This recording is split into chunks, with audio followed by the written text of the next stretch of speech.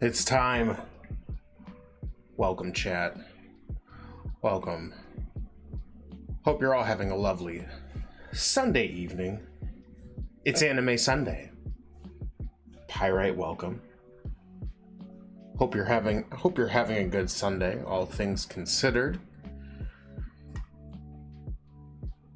We're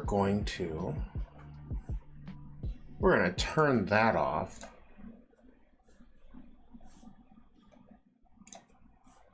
The music's great. I like. Always starts off too loud.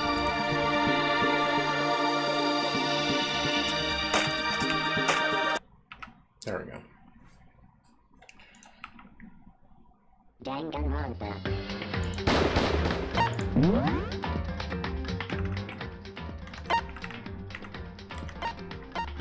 Alright. Nagito, welcome to Anime Sunday. Welcome to the stream. Hope you're doing well. Alright, let's get dangerous.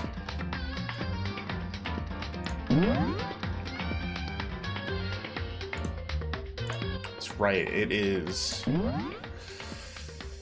the trial. You're gonna have to give me a second, because before any good trial, you're gonna need a can of Beepus. Cheers. Second trial. Nagito, that is a good question. Who do I think did it? I mean, let's look at the facts, right? Or not the facts. Let's look at the... I'm kind of convinced that Byakuya Tagami was trying to throw us off of his scent. That's my initial thought.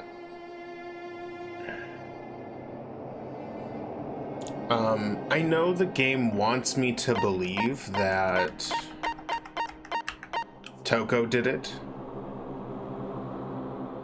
but I'm not quite as convinced, even though she's got this kind of strange split personality thing going on. That's a good point. We should look over the truth bullets. The victim was Chihiro Fujisaki. The time of death is estimated to be around 2 a.m. The body was discovered in the girls' locker room on the second floor. The cause of death was a blow to the head with a blunt object. She was killed instantly. Rough. Although Chihiro wanted to get stronger, she declined several invitations from Sakura and Aoi, and may have used the locker room late at night to avoid them. Despite this, Chihiro had stated that she desired to help with her efforts. She may have been meeting someone in the locker room at the night she was murdered. The dumbbell. Dumbbell found on the floor of the girls' locker room had a significant amount of blood on it. This is probably the murder weapon.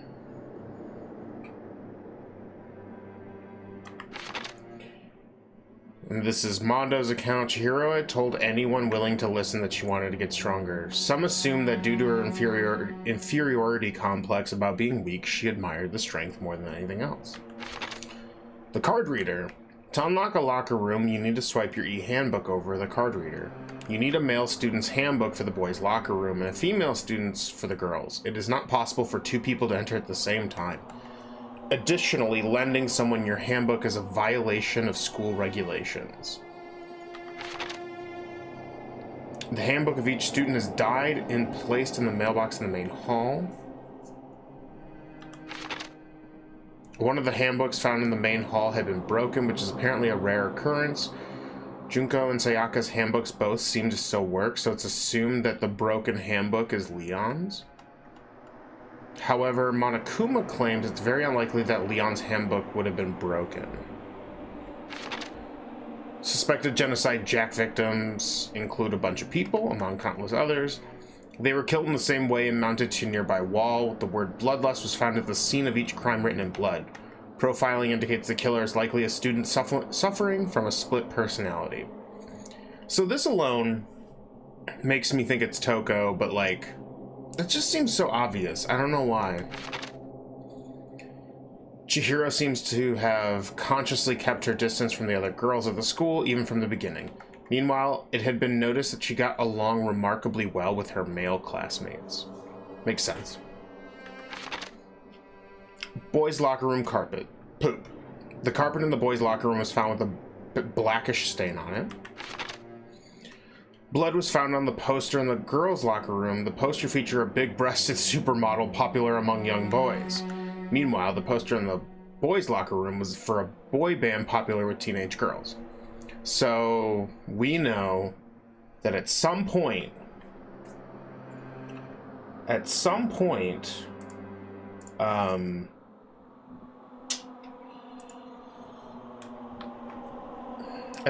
we've switched things around. Why do you think the poster... Well, I think everything was switched, because,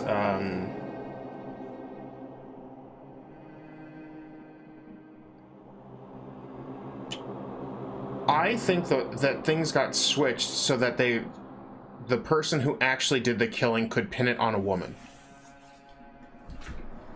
But if it happened in the boys' locker room, it would be assumed that a boy had to let her in.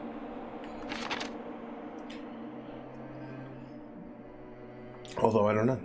Chihiro's handbook was not found on her corpse and has apparently gone missing. Chihiro's body has been suspended and her hands have been bound with some kind of rope. Her fatal injury was a blow to the head. Sakura mentioned that she was responsible for a coffee stain on the girls' locker room floor. However, the stain had since been inexplicably scrubbed away. I can talk. Right. Library desk lamp. Byakuya was known to use this lamp often. However, the extension cord had gone missing at some point and the lamp's cord couldn't reach the outlet. Celeste's account: on the night of the murder, right before nighttime, Chihiro was spotted leaving the warehouse. It seems she was stuffing some blue exercise clothes into a duffel bag. Presumably she was on her way to exercise, but the clothes were not found at the crime scene. Celeste had not told anyone other than Makoto about this encounter.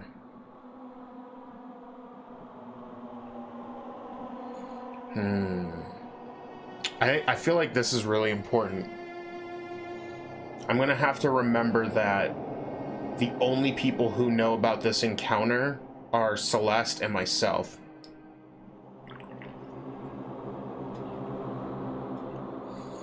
Yeah, I mean, my personal theory is that it's the smug dude, because he would be smart enough to become friends with her, knowing that she was weak.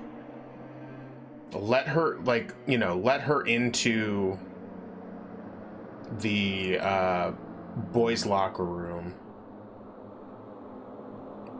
The only thing that's kind of weird is there's this split personality angle. So, like, how is that involved? Or is that the red herring? Is that they tried to make it look like Genocide Jack? They switched the rooms to the girl. Toko seems to have a personality disorder. Maybe Byakuya figured that out. Yeah. Also, hello, Bilbo. Yeah, you know what? Enough trying to figure it out before the trial. Let's just try to figure out. Let's go through the motions, right? I mean, we can always restart. Ahem, so is everyone ready to what? Am I blind or are we missing someone? Yo. Yeah, Toko's not here. And Toko is... Really don't remember? Come on! Kidding, I'm just kidding. How could I forget that little nut job? She's a crucial part of the class trial this time. What are you gonna do? Okie dokie, I'll go ahead and drag her out here kicking and screaming. Just one moment, please. And just like he said a few minutes later, he reappeared dragging Toko. Okay. I told him I didn't want to, but he forced me. I can't believe you would drag a girl around. Ah! This is very anime. Terrible. You're terrible. Phew. So now everyone's here, right? Okay then, hustle onto the elevator and let's get the show on the road. I'll see you guys down there. Let's go. So shall we get going? It's time to find out who killed Chihiro. Chihiro Fujisaki. She was so gentle, so calm and meek, nobody had problems with her. And now she's super dead and neon pink. Someone made the choice to kill a girl like that. And that murderer is one of us. Someone standing right here. Do we talk to everybody? I assume. Let's just go from left to right.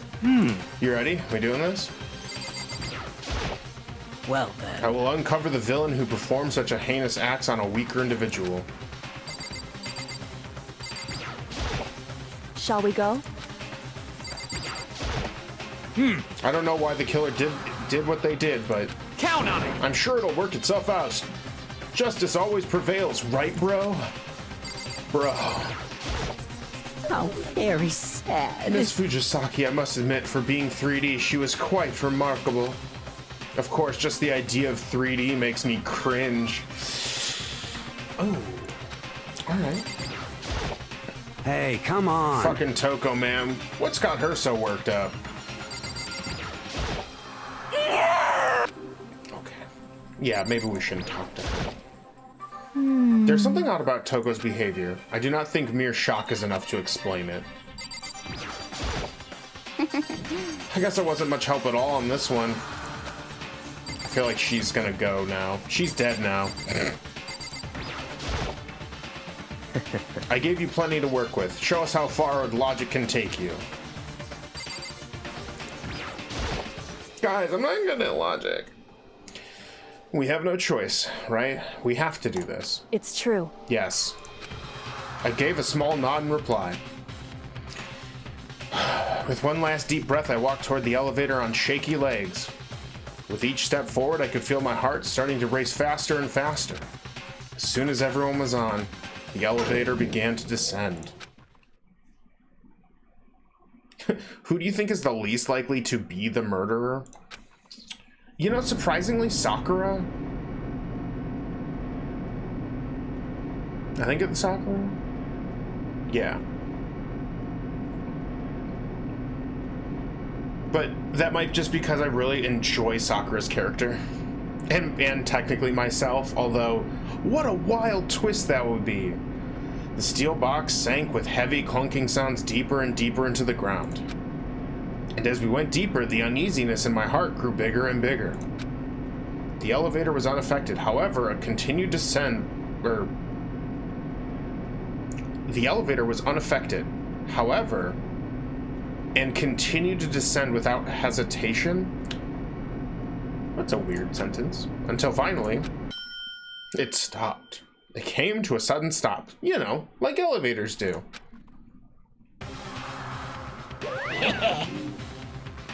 What do you think? I redecorated it. Isn't it so fresh? Isn't it so exciting?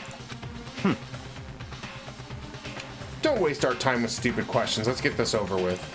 Very nice. Good, good. You're rip-raring to go. Gotta say, I don't hate it. Not at all. Well, Okay then, let's get this show on the road.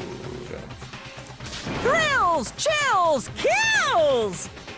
Everyone, please find your assigned seats. And so the curtain opened once again.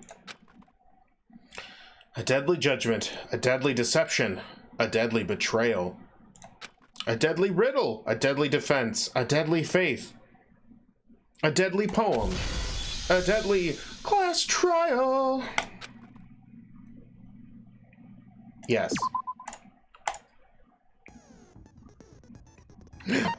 Set my skills. Increases the time limit for each phase, effective during class trial. Okay.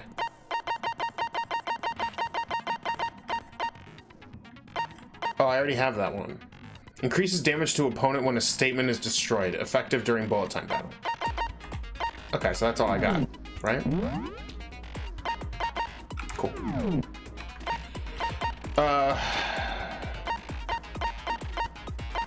Okay, we don't need any of that. We already looked at that. Let's bullet. Oh, I forgot how to do this. Let's begin with a basic explanation of the class trial. So, your votes will determine the results. Okay. If you can figure out who done it, then only they will receive punishment. But if you pick the wrong one, then I'll punish everyone besides the blackened, and the one that deceived everyone else will graduate. Okay. Okay, then. So, first off, let's talk about the murder weapon! First, we have to make clear what was used to deliver the fatal blow.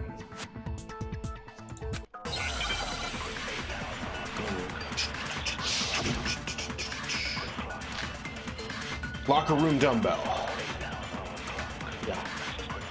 Chihiro's fatal injury. Wait, hold up. I need to remember all the controls. Okay. Aim.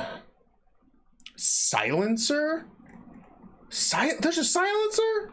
Okay. Fast forward is control. I know fire. Select the... okay, concentrate space. Okay. It appears it was a head wound. Okay. According to the Monokuma file, the killer used a blunt instrument. But what kind of blunt instrument could it have been? I bet it was an iron pipe. You idiot! Interesting. No! That certainly would make for a powerful weapon. Poor Chihiro. Alright. The weapon had to be at the scene of the crime. There was something with a blood stain on it. Yeah, the locker room. Chihiro's fatal injury. Oh, okay. It appears it was a head wound. According to the Monokuma file, the killer used what kind of blunt instrument could I bet it was an iron Pipe, you're a dingus. No, that's wrong. No, you're a dummy. Can we agree that the object that dealt the fatal blow was the dumbbell, found at the scene of the crime? It was covered in blood, and there was nothing else at the scene that could have caused that kind of injury. And the wound on the victim's head is consistent with the shape of the dumbbell. Oh, well, that's good to know. I took a guess. Ooh. As far as I'm concerned, there's no mistake and no room for doubt on this one. You looked at her head wound? Yeah, we're trying to not die. Yay! That's so creepy! If you don't mind, I will proceed from here. Let's move on to discussion of the culprit. Okay. Although, I believe the criminal behind this heinous act is already quite clear. Okay. What? For real? Chihiro's killer is If he says Toko. the fiendish serial killer, Genocide Jack.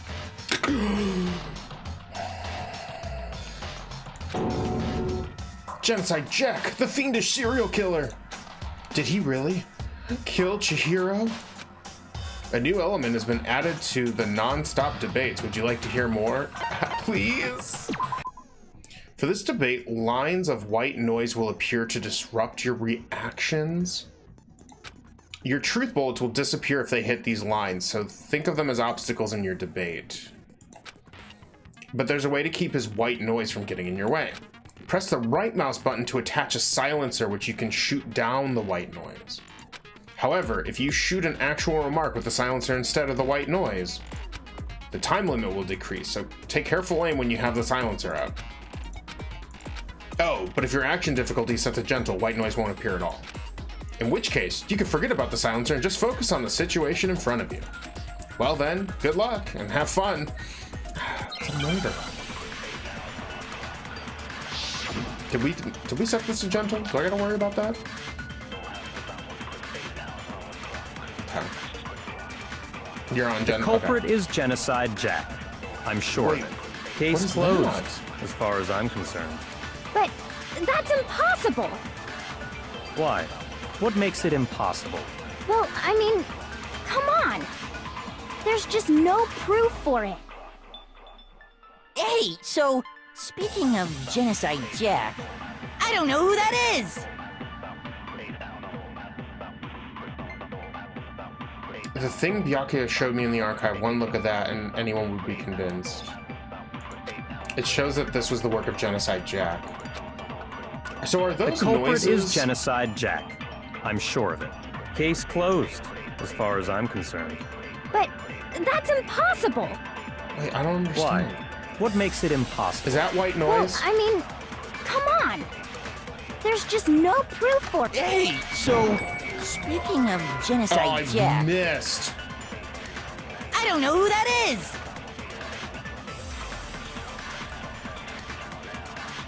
Okay. So I think I get The it. culprit is Genocide Jack. I'm sure of it. So- Case closed, as far as I'm concerned. Oh, you had time. That's impossible. Why? What makes it impossible? Well, I mean, come on. There's just no proof for it.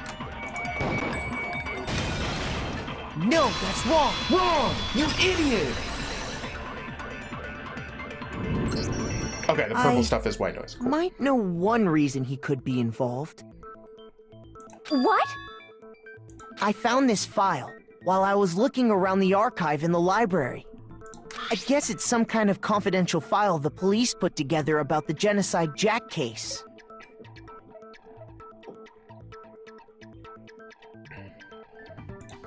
What? That's kind of weird as shit, isn't it? What was something like that doing in the library? The why of it is probably more trouble than it's worth. So let's forget about that for now. More importantly, it outlines all the specifics of every Genocide Jack case in exceeding detail. Okay. According to the file, there appear to be two defining characteristics in every Genocide Jack case. The first is that a bloody message is found written at the scene of every murder. Oh, that's right. Boob lust. Yes. Boob lust. No. It's actually bloodlust.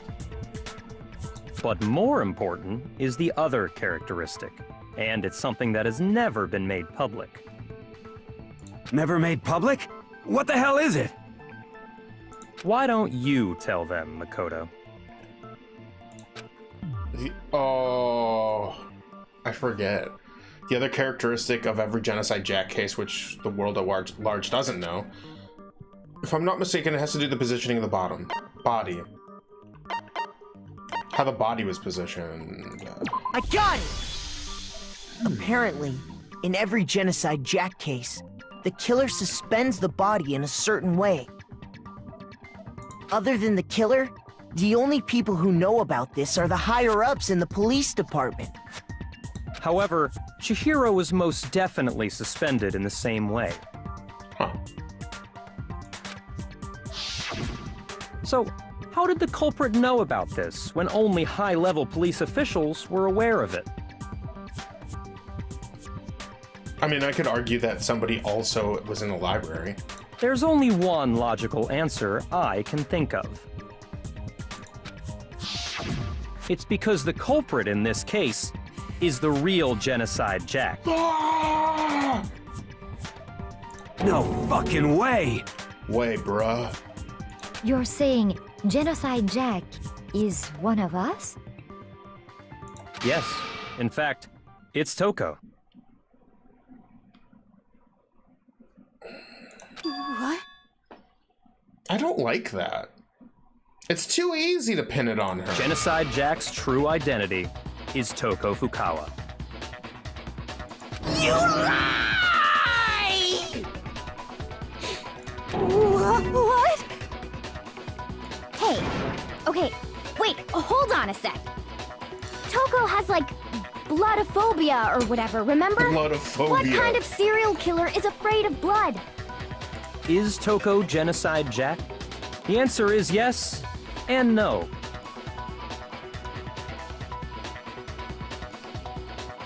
Another riddle?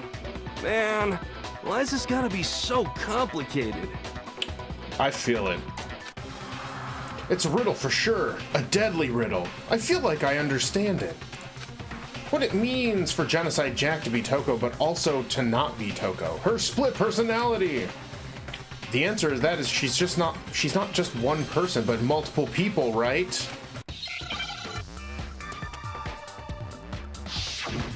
Ooh, the Hangman's Gate. Oh fuck, I forget how to do this. Wait.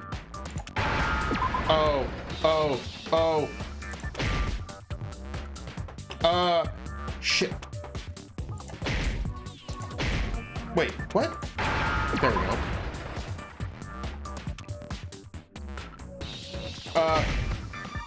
Shit. I don't... No. Is it? What is it? Shit. I really don't know how to spell this word. Is it Z?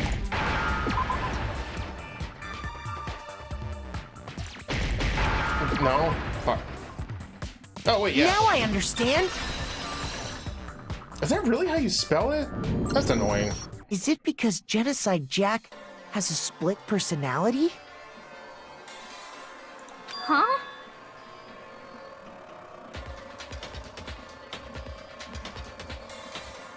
Also, Nagito, that was something else I was feeling like low-key. I'm like, I don't think schizo is the right, not only terminology, like people don't really like that term, but then also, I don't think that's the correct condition. I think I read that somewhere in the file too. They thought that the suspect might have, what did they call it? Dissociative identity disorder. Oh, okay.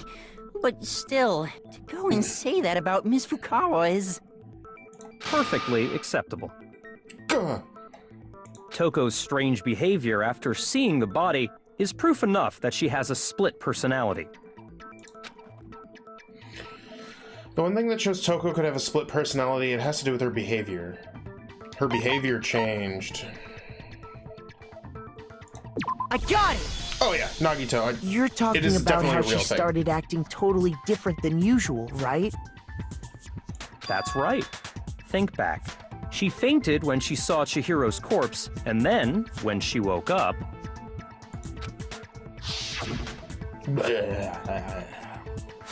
I'm fine. Kee-ha-ha! Whoa! Is that a dead body? Hey, are you dead? Kee-ha-ha-ha! That's how I imagine Toko sounds in this. She must have hit her head real hard when she fainted. The world has a front and back, a top inning and a bottom, a sea of truth and a web of lies. This is quite concerning. I mean, she sounds completely different. She was acting funny, that's for sure. That melancholy tone of hers completely disappeared. Okay. Don't go assigning adjectives to my tone without permission. Interesting. Not to mention, once she regained consciousness and saw Chihiro's body again, she was utterly calm. In other words, within her is one personality that can handle blood, and one that obviously can. So when Toko trapped herself in her room, it's because she was scared of Genocide Jack? This just feels really easy. Ugh. I won't let Genocide Jack have control. I'll drive out the killer, drive out the murderous fiend. The reason she locked herself in her room wasn't to keep other people from getting in. It was from Genocide Jack to get out. It was to keep her other personality from getting out. What? Toko was afraid. Afraid of the murderous fiend inside of her. Of killing even more people. How? Yeah. How can you know all this? I do believe you misunderstood her. What she's trying to say isn't, how can you know all this? No. What she wants to know is, how could you tell them? Huh? Last night, just before Monokuma gave his motive speech, Toko and I had a strange conversation. Oh. She told me a most interesting story. She said a murderous fiend lived within her, and she was afraid it could appear and attack at any time. And that trepidation is what's caused her to have such a bleak attitude. Isn't that right, Toko? Oh my god, it's him. After just revealing that? Oh my god. You pinned the crime on the person who told you in confidence that you have a split personality. Oh my god, she might be Genocide Jack, but he's... Oh my god.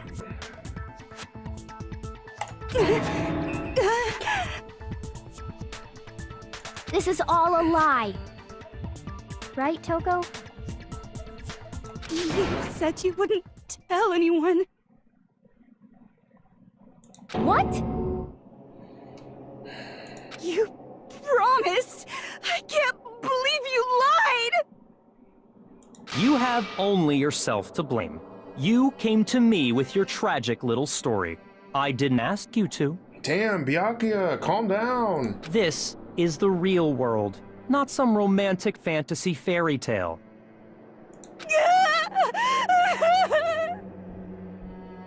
Besides, you broke your promise first. You said that as long as you were here, no matter what, you wouldn't let Genocide Jack kill anyone. Interesting. But in spite of that promise,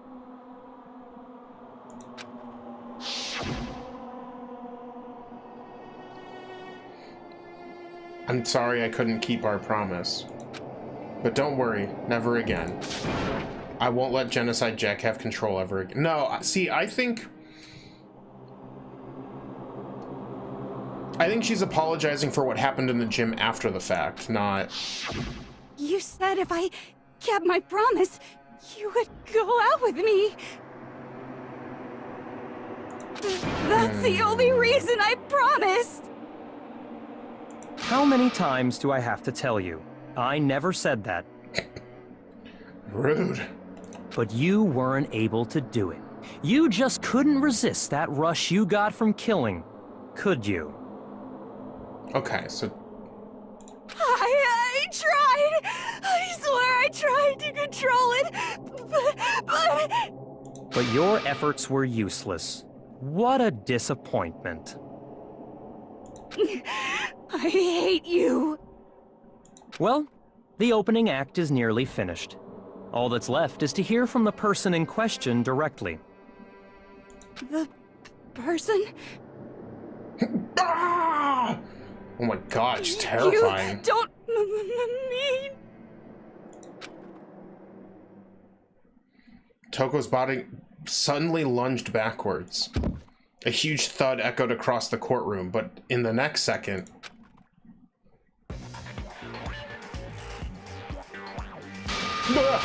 Well, hello there! Is it me you were hoping to see?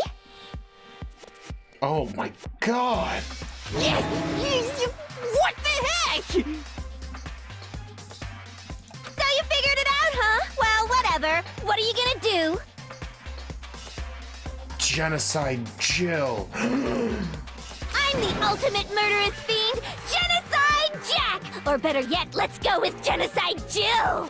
This is Anime Sunday, you're right. What the fuck is this? Mondo, you and I are thinking the exact same. Toko, what happened to you? Not Toko. That's a loser name. And what happened is a textbook split personality. So what if one of them happens to be a serial killer? You should turn a blind eye to one's faults. Huh. Whoa. What? Oh my god, her teeth. She's so intense. Like they say, Sound and murderous mind, sound and murderous body. This one is so different from the one we've come to know. Yes, well, the world is composed of a front and a back, you know. Why is her tongue so long? Just like how every inning has a top and a bottom, or how in the depths of every truth lives a little lie. Behind every dark and gloomy soul lives another that shines as bright as the sun! Genocide Jill.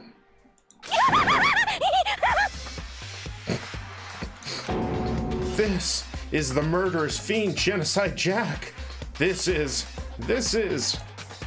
beyond insane.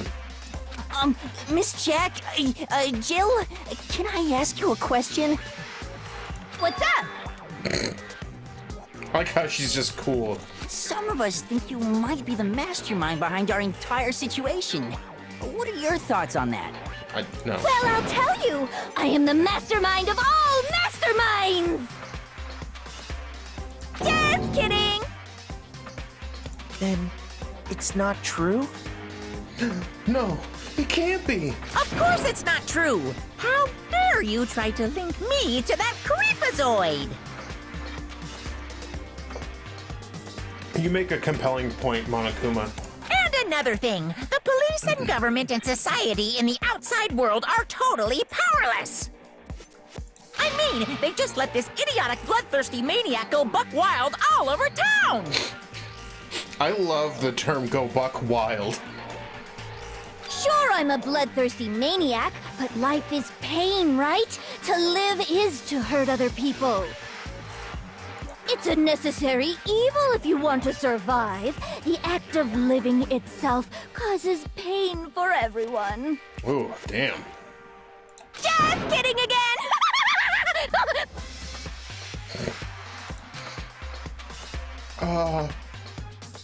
This should be enough to convince you. This murderous fiend is responsible for Chihiro's death. There's clearly a motive, so there should be no doubt. A motive? Remember what Monokuma told us? If someone didn't murder and graduate within 24 hours, an embarrassing memory or secret would be revealed. Well, let's assume that Toko's secret was about Genocide Jack. If a secret like that came to light, Toko's life would have undoubtedly been forever ruined. Yeah, but she told you. So she had a very clear motive to never have that side of herself exposed. Interesting. Very, very, very interesting. I wish my tongue came out to like right here. But sorry, as much as I hate to admit it, I'm not the culprit. Cool. Wait, what? Okay. But I cannot imagine anyone other than you could murder someone in such a bizarre fashion. Maybe so, but nevertheless, it's the truth. Do you really expect any of us to believe you? I do. Yeah. I could never believe a word you say, you monster. Maybe she's totally right about that, but something's still bothering me. You and I both, Makoto. What she said, I need to get some more details about all this.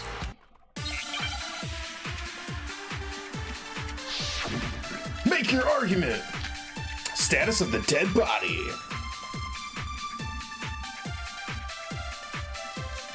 Sorry, but I didn't kill anyone. You say that, but do you really expect any of us to believe it? Perhaps if you had an alibi, that would change things. Oh, an alibi, huh? Now we're talking. When you compare your past murders to this incident, the modus operandi matches completely. What more proof do we need? Give it up. You killed her. Oh, there was only one. Okay. Okay. Okay, let's go back through it again. Sorry, but I didn't kill anyone. You say that, but do you really expect any of us to believe it? Perhaps if you had an alibi, that would change things. Oh, an alibi, huh? Now we're talking. When you compare your past murders to this incident, the modus operandi matches completely. I don't know if what I'm more supposed proof do we need? Do I do it to the Give first it up. one or the second one? You killed her.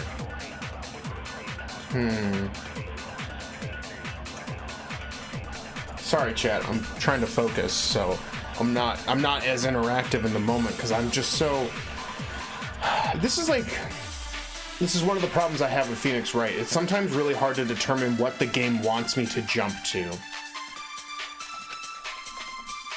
It should prove that what he said isn't quite. Oh, got it. Sorry, but I didn't kill anyone. You say that, but do you really expect any of us to believe it? Perhaps if you had an alibi, that would change things. Oh, an alibi, huh? Now we're talking. When you compare your past murders to this incident, the modus operandi matches completely. No! What more proof do we need? I forgot which one was the Give it slowdown up. time. You killed her. Alright. Sorry, but I didn't kill anyone. You say that, but do you really expect any of us to believe it? Perhaps if you had an alibi, that would change things. Oh, an alibi, huh? Now we're talking. When you compare your past murders to this incident, the modus operandi matches. No, that's wrong. No! Fuck you! Break! Are the methods of murder really exactly the same? I'm not so sure about that. I think there's a slight difference between the Genocide Jack cases and this one. Huh? How's it any different? Uh-oh, you don't know? Well then, human garbage, let me tell you! Oh. Yeah, they were all murder stabbed. with passion and conviction. I consider myself a professional, and I have a very particular way of doing things. Imagine you go to a fancy Italian restaurant. They're very picky about the noodles, the sauce, everything. But what happened to Chihiro? It'd be like if that same Italian restaurant started using ragu or Chef Boyardee. No, not Chef Boyardee. This is no creation of mine. Let me rephrase that, in a way that maybe makes more sense. There are two clear differences between the Genocide Jack cases and this one. Okay. There's one clear difference between the murders. In the photos from the other Genocide Jack cases, look at the neck and stomach. Here you'll see the victim's fatal injury. I got it! Ooh, got For it back. one, the cause of death is different. For one, the cause of death is different. In the Genocide Jack murders, all the victims were killed the same way. Super blood loss. According to the case file, they were all apparently killed with a pair of scissors. But Chihiro died from a blow to the head, right? Ah, yes. That is remarkably different from the other murders. Thank you, Hifumi. Wouldn't it be strange for someone who kills the same way without fail to suddenly change their method? Considering there's abundant access to scissors here. And there's more. One more conflicting detail. That's right. In my recipe of murder, if the bloody message is the tortellini, then the arrangement of the body would be the pesto sauce. Could you please stop comparing killing people to cooking? So, are you saying the other difference has to do with how the body was arranged? That's right. The second difference is related to how she was suspended. Where's the lamb sauce? I know. In the photos of the other Genocide Jack cases, all the other victims were stabbed through their hands. Here you'll see a clear difference. What was used to suspend her? I got it! It was the cord. Do you remember what the killer used to suspend her? They used some kind of rope to hang her up by her wrists. No, it's an extension cord, you fuck. What is your point? Well, in all the previous Genocide Jack cases, something else was used to suspend them. The scissors. Specifically, pairs of razor-sharp scissors. Damn. Those are some good scissors if they're to what looks like concrete that they're suspended up on.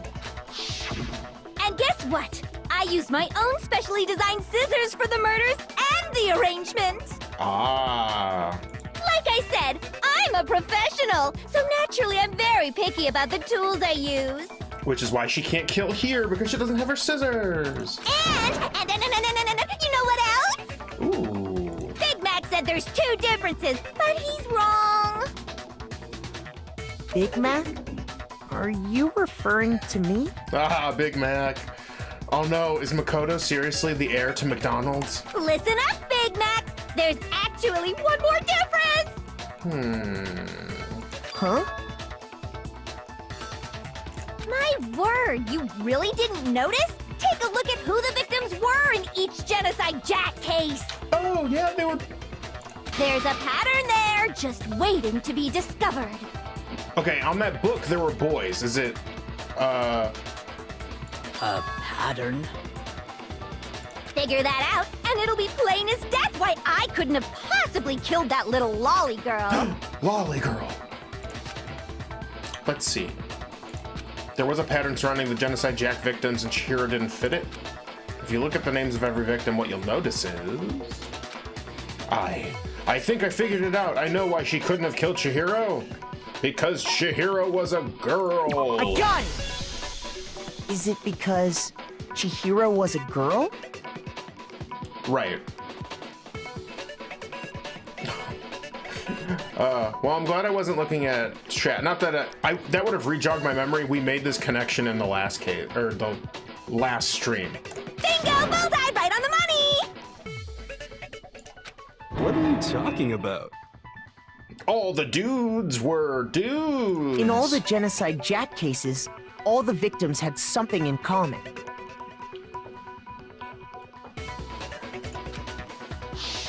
Yep.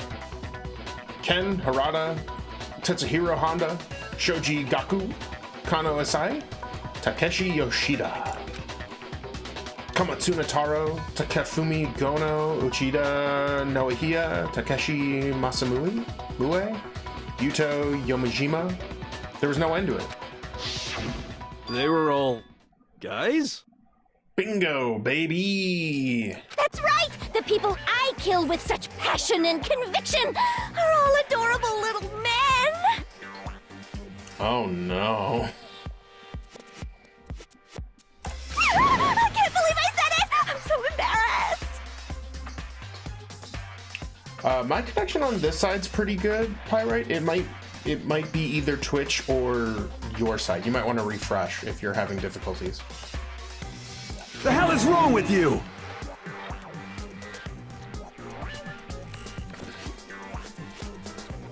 I can't help it! I'm just a full-throttle boy-on-boy fangirl, and the mopey side of me just hates it.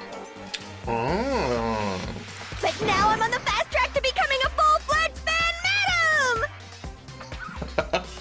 I love Genocide Jack. So since Chihiro was a girl and not an adorable little man, you wouldn't kill her? Would an Italian chef suddenly start making ramen just because they're both noodles? Don't be stupid. It's such a weird metaphor. Killing and cooking. I have too much passion and conviction to cross that line. That's the absolute reality of the one and only. We get it. You've clearly explained your hobby and your philosophy. But that's not all there is to it. It's a different matter entirely, when you're forced to kill in order to survive. True. Quiet, lowly cur! Lowly cur? I don't feel like that line was delivered the way his face looks, but... I would never kill for a reason as petty as mere survival. And if by some fluke I did kill to survive, why would I bother with the message and arrangement? It'd make me the obvious suspect! See? It's too obvious. That does make some amount of sense. Plus, whatever reason I have for killing, I would never leave out my prized scissors. Who would go out of their way to use a big, stupid, heavy dumbbell? Yeah, what kind of idiot would murder somebody with a heavy dumbbell? Like, come on. Maybe you used the dumbbell because you couldn't find any scissors in the school? Because that's bullshit too. Any scissors? I don't just use any scissors. I only use my own set of high-class, envy of the entire world scissors! Okay, whatever. There still aren't any in the school. Are you sure about that? Da-da-da-da! Oh my goodness. She's fully equipped! That's right! So I can kill anywhere, anytime! Oh no. Guys, I think we're in trouble. Why would I resort to dumbbells or rope when I have my trusty scissors by my side? Oh. How did you get them? How did you Go sneak ahead, those tell in? me I'm wrong. You can't, can you? Gutter dogs, all of you! Dun dun. I just realized it said dun dun on the back. Not to mention, I have no clue how to tie a good knot. So rope's totally out of the question anyway. What is that thing on your shoulder? I have no idea what's going on anymore! Could such a heinous villain really be innocent? Well, innocent of this crime maybe, but... But the body really was suspended, right? And nobody but the police knew about that. Yeah. That's why we figured it had to be the real deal and not some copycat killer or whatever. Actually, hold on. There is one person, Byakuya mentioned that earlier. One person who could have copied the Genocide Jack cases. No, it was me! Oh, I almost picked the wrong... Where is he? Here's my answer. Byakuya, it's possible you could have found out, isn't it? You'd have no problem gaining access to classified government documents or internal police records. Plus, you'd already looked through the Genocide Jack file before this all happened, hadn't you? Ah, not so talkative anymore, you fuck. Are you saying Mr. Togami did it? Then, the reason he pushed the theory of Genocide Jack being the killer so hard was because he wanted to pin the crime on her. Bingo! Bingo bongo baby! So, he rearranged the scene to disguise it and make it look like I put my stamp on it. The adorable glasses man was behind it all? Oh, I'm on fire! Oh my god! I don't know if I'm allowed to show this. Well, Byakuya, what's your response? I see. So now the suspicion falls on me. Then I must ask, when would you say I began acting suspicious? Surely you must have an answer. Looking back and thinking about it now, You've always been a shitbag. the way you were acting right before we discovered the body was a little strange. And the locker rooms. They're suspicious. Very suspicious indeed, wouldn't you agree? Huh? Suspicious? It seems nobody searched the locker rooms. Let's start with the girls' locker room. You wanted to go to the girls' locker room right away, right? But since you're a guy... I should have naturally thought of the boys' locker room first. Is that what you want to say? The victim was Chihiro, a girl. Hence why I said we should check the girls' locker room. Nothing strange about that, I'd say. Is it, though? On the contrary, there's something very strange. I feel like I'm...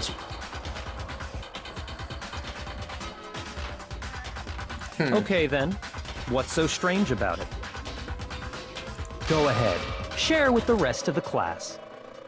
Because we weren't just looking for her, right? There was a clear contradiction in what Byakuya has just said. I need to make it clear to everyone. A new element has been added to the non-stop debates. Absolutely, tell me more. Next, we're going to add something called truth. A truth flashback. If you aim at a weak spot and hold down the left mouse button, then you'll memorize the weak spot. What? This memorized phrase can only be shot at once as a single truth bullet. If you shoot or change the truth bullet, it will disappear from your truth cylinder. However, you can use this flashback feature as many times as you want. If you don't seem to have the answer to a lie or a contradiction in your loaded truth bullets, it might be wise to memorize a different weak spot and use it to make your case. When's the best time to flashback? Well, you'll just have to use your keen wits, won't you? In this case, though, I will say that if you don't use a flashback, you won't be refuting anything. Well then, good luck and have fun. Interesting.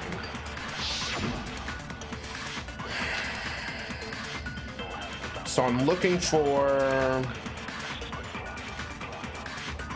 So, you said Byakuya was acting kind of weird before we found the body.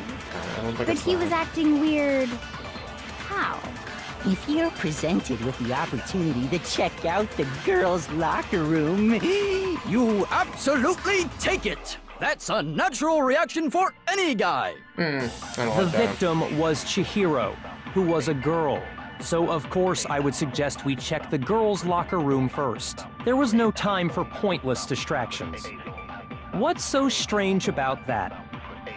I wish you'd taken me with you. Okay, so... hearing Byakuya's comment about Chihiro being a girl, I realize there's a clear contradiction there. Because it doesn't make sense how he could have known before we'd even found it. Okay, I need to make the contradiction clear. So, you said Byakuya was acting kind of weird before we found the body. But he was acting weird... how? If you're presented with the opportunity to check out the girls' locker room, you absolutely take it! That's a natural reaction for any guy! The victim was Chihiro, who was a girl. So of course I would suggest we check the girls' locker room first. There was no time for pointless distractions. What's so strange about that? I wish you'd taken me with you.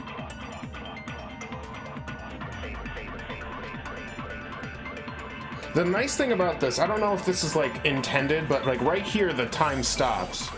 I'm pointing at my screen like you guys can see that. But time stops right here so I can think about it. So maybe I should use this truth bullet in front of the first comment. Because I don't think we knew right away that Chihiro, like, we had suspicions that it was Chihiro, but I think there were two people who were missing.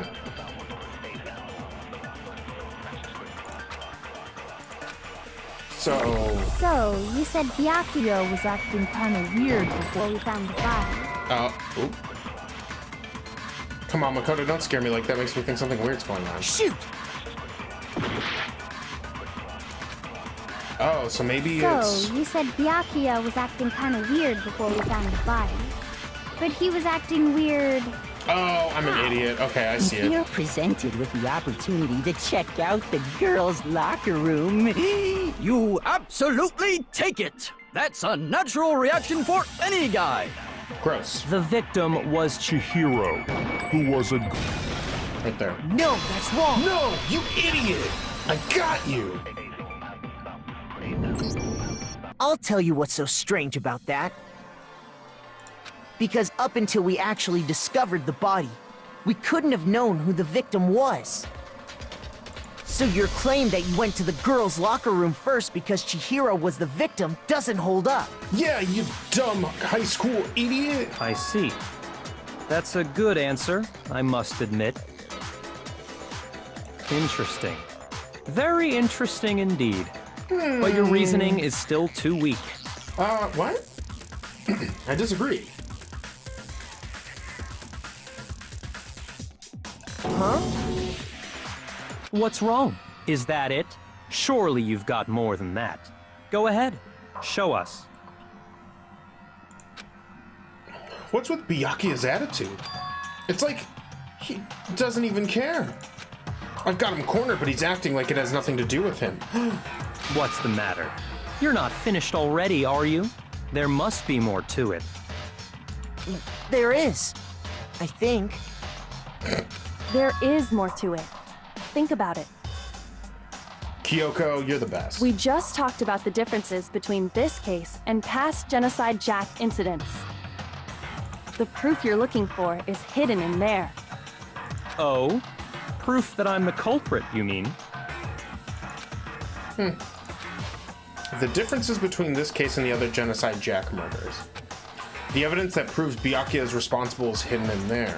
What could it be?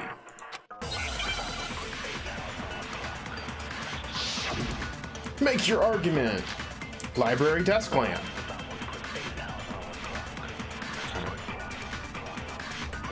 What? The difference between the cases?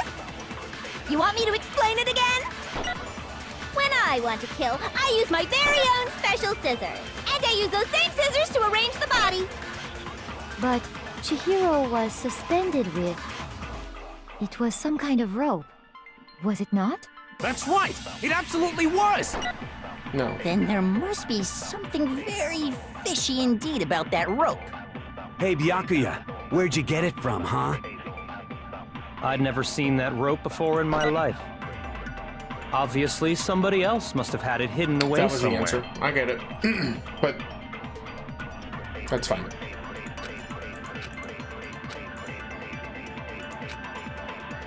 What? The difference between the cases? You want me to explain it again? When I want to kill, I use my very own special scissors. And I use those same scissors to arrange the body. But Chihiro was suspended with... It was some kind of rope. Was it not? That's right! It absolutely was! Then there must be something very fishy indeed about that rope. Hey, Byakuya, where'd you get it from, huh? I'd never seen that rope before in my life. No, that's wrong! You dumb idiot! Got him! Actually, I'm pretty sure you have seen it before. Yeah, you jerk.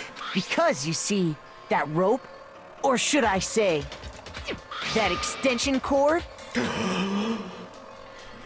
What? An extension cord? How could I have not seen that?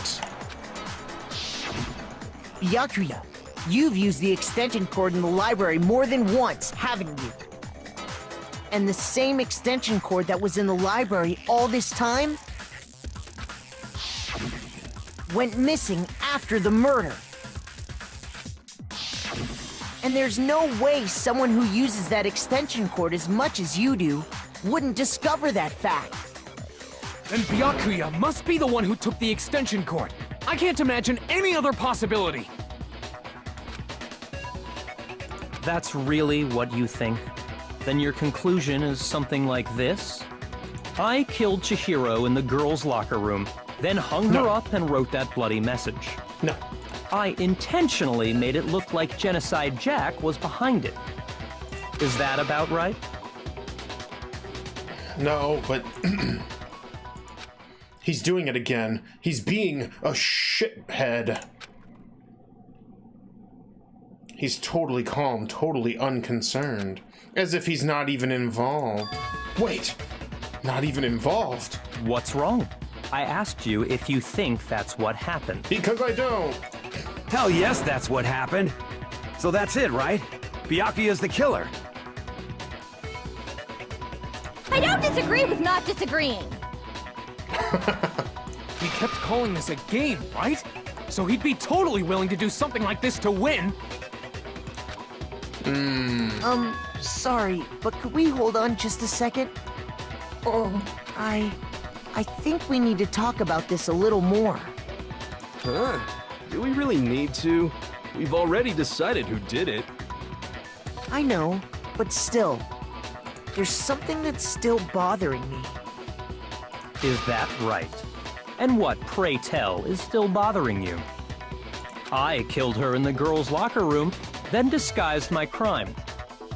Specifically, I dressed it up to make it look like it was the work of a homicidal psychopath. Well, when you phrase it like that, dude, it's basically a testimony, but I understand what you're trying to get at. There's a fatal flaw in that logic. What about all that bothers you? The fact that... Wait. What was that just now? Something's not right. Jiro's body was definitely found in the girls' locker room, but does that mean... Can I really just accept what Byakuya said as the truth? No, I don't think so. There's definitely something off about what he said. The scene of the crime. I got it! You say you killed Chihiro in the girls' locker room, right? But are you sure about that? Isn't it possible that the murder took place somewhere else? How disappointing. What kind of question is that? Even in the world of disappointments, this is a true letdown. She was found dead in the girls' locker room. There is absolutely no question about that. I think we've got him on the ropes. He's an idiot. How could the scene of the crime have been anywhere else? Well, I think it's entirely possible that she was killed somewhere else, then carried there later, along with the rest of the murder scene. The rest of the murder scene? Yes! The posters! That was awfully specific. Please tell me you have a reason for saying all of that. Yes. I believe I do. And the shit stain on the carpet. Hey, Byakuya, did I just take you off guard?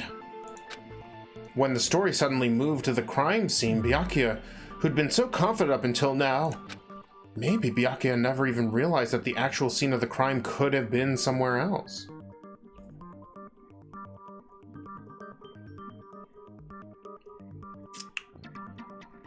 What? Hey, don't just move on without permission! What do you mean she was killed somewhere else? Come on, Makoto. If there's any chance the murder took place somewhere else, let's see the proof. Evidence that shows the murder took place somewhere else. There's something that was switched. It was... 2 locker room posters. I got it! Yeah! The proof that she was killed somewhere else is... the poster that's hanging in each locker room. Your proof is some posters? Yeah. The poster in the girls' locker room was... a picture of a big-boobed supermodel. But don't you think that's kind of strange? Why would the girls' locker room have a poster like that? I bet those massive jugs of hers were totally fake!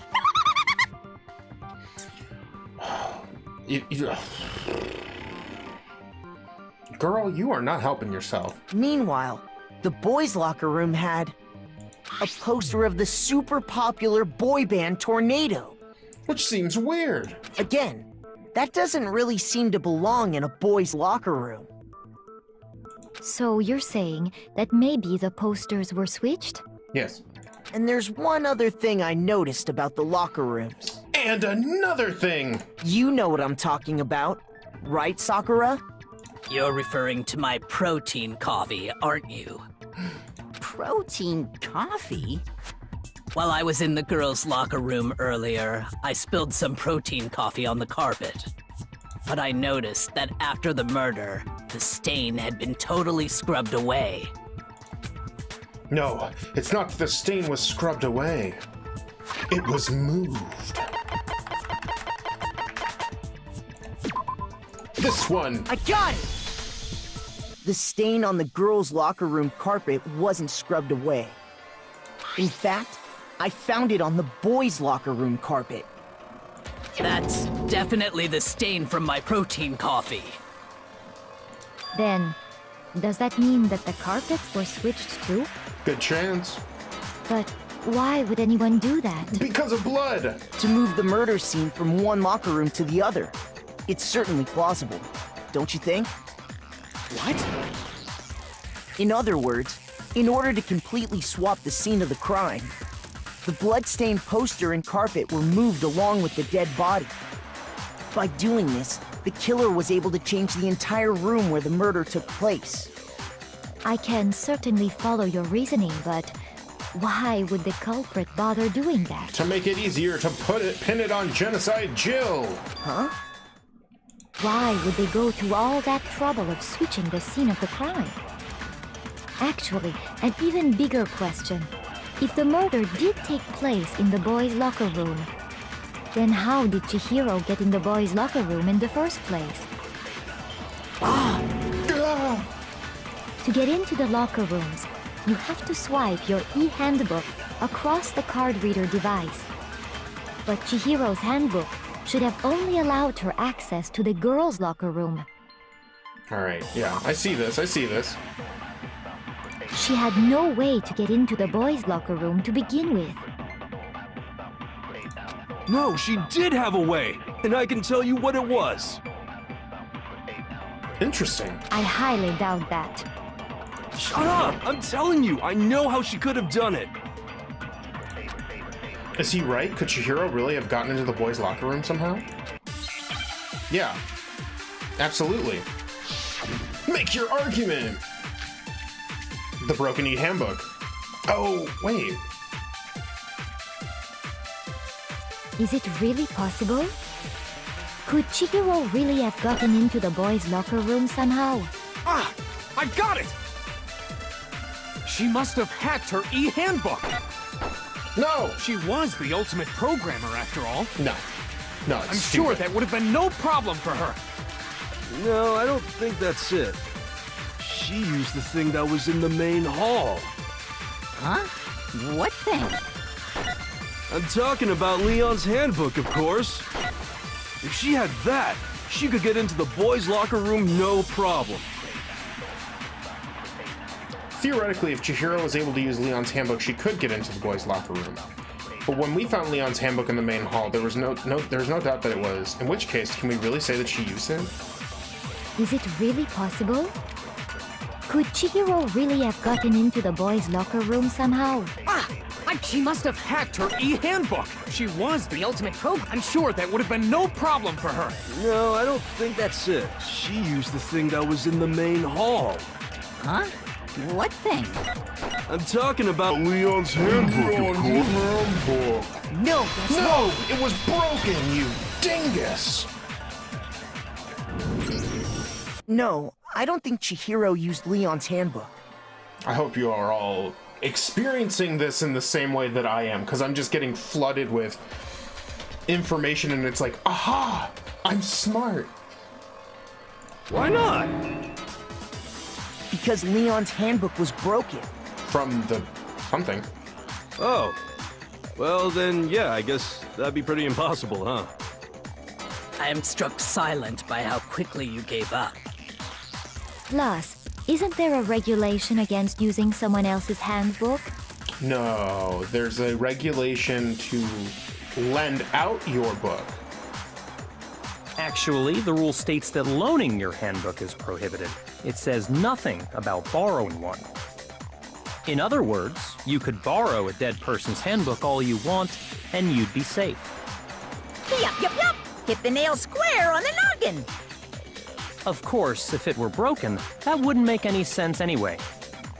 So then, she must have hacked hers, like I said. She used her ultimate programmer skills and... Psst! You can't fix an e-handbook. The instant you open one up, a security buzzer starts blaring.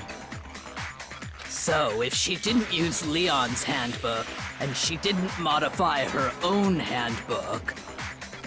Maybe Mr. Naegi's initial assumption is just wrong? It seems like there's no way she could have got into the boys' locker room. So I guess so. Well, her book...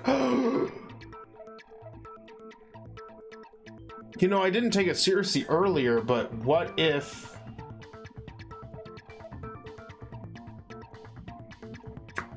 What if she's a boy? It's a missing handbook. We don't know. We just assumed, much like most people assume Sakura was a boy, and then it turned... Finkel is Einhorn. Exactly. Okay then, I vote for Byakuya. I love that reference, by the way.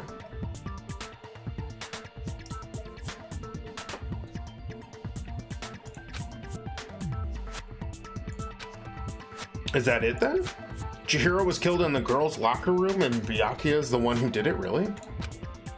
But still, I don't know what else I can do. Hold on a second. I agree with you, though. I think you're on the right track. What the? You finally decide to open your mouth and that's what you've got to say? There's no way she could get in the boys' locker room, right? So... Oh my god, and it makes so much sense. She was... Well, he...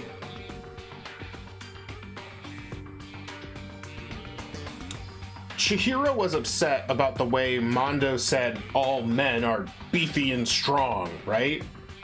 But what if she took that personally because Chihiro was not strong like the other boys and he is a boy? I think that's... I think I'm on the right track. Why are you so sure she couldn't get in? There's still one other way she could have gained access. Yeah. What? What are you talking about? What other way is there? Well, to explain that, why don't we take a little break from the trial? I'd like you all to come see something. Oh, interesting. Yeah, never wanted to go to the pool with the girls, never wanted to exercise because she could not get into the exercise room, but she was very comfortable with the boys. Wait. Just what do you think you're doing? Don't worry. This'll make the whole trial more exciting. I'm sure that thought must please you. Oh. Huh? It'll make things more exciting? Haha, you got him. Well, all right then. I declare an official class trial recess. Huh? For real? That's gonna be his weakness. Now then, what is it you want to show us? It better not be boring or I'll be very unhappy. Oh, I have no doubt it'll meet your lofty expectations.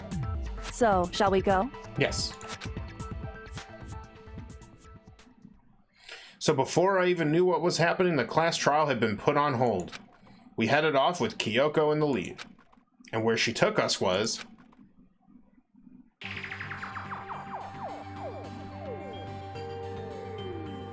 The girls' locker room? We've already searched this place top to bottom! What are you trying to pull, Missy? I'd like you to examine the victim's body one more time. Are we really going to do that here and now? Do you want to check it again? Be sure to examine the entire body very carefully. Take your time. I don't know if... Examine her carefully? Like using our hands? I don't like where this is going, chat. No way! It's probably best if I don't run my hands all over a girl's dead body. It's not that I'm creeped out or anything, it's just... based on religious grounds, you know? Very well. I'll do it. There you go, Sakura. But you're a girl. You shouldn't have to touch a dead body. Just let one of the boys do it. No, it's okay. I think Chihiro would rather have a girl examine her. So just leave this to me. Well, this is going to be awkward. Sakura.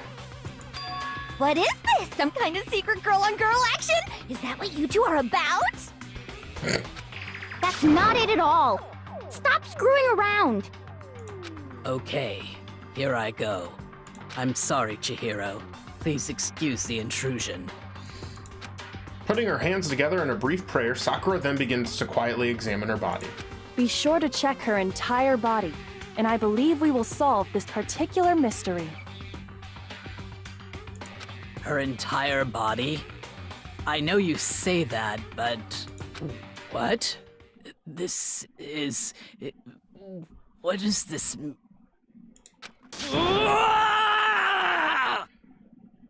What is it? Not possible. It's not possible. Oh no! Sakura's eyes were staring wildly at Chihiro's lifeless form. Her massive frame trembled. This girl is what? Is a boy! Got it. Ah, I see. So she was actually a he. Interesting. Thank you for confirming this fact. What? You're joking, right? I wouldn't joke about this. Ooh. Then it's really true? Chihiro was a guy? Yep. Oh, what? You guys didn't know? Heck, I knew that right off the bat. Chihiro Fujisaki was totally a guy. He was a cross-dresser? Oh, no, I'm really on fire! I wish I had killed him! So that's what Kyoko wanted to show everyone, huh? Interesting. Finkel is Einhorn, chat. Yes, that certainly does make things much more exciting. Now let's ride this wave of excitement back to the courtroom and get back to the trial. Ahem. I do apologize for keeping you waiting. Now then, let's resume the class trial. We've all just learned of the shocking revelation that Chihiro was actually a boy. Let's pick up from there. Okay. Yes, well, I don't know his reason for hiding it, but the fact is, Chihiro was not a girl, but a boy. To think that Chihiro was actually a guy, the thought had never even crossed my mind. And because the victim was male, he would have had no problem gaining access to the boys' locker room. Assuming his handbook did, in fact, list his gender as male, then yes, that would be true. Of course his handbook said he was a boy. He dressed like a girl, but he was a boy through and through. Okay, well. So then, there should be no issue with Makoto's initial assertion. The victim was killed in the boys' locker room, and was then later moved to the girls' locker room. And the killer could have easily used Sayaka or Junko's handbook to get into the girls' locker room. Yep.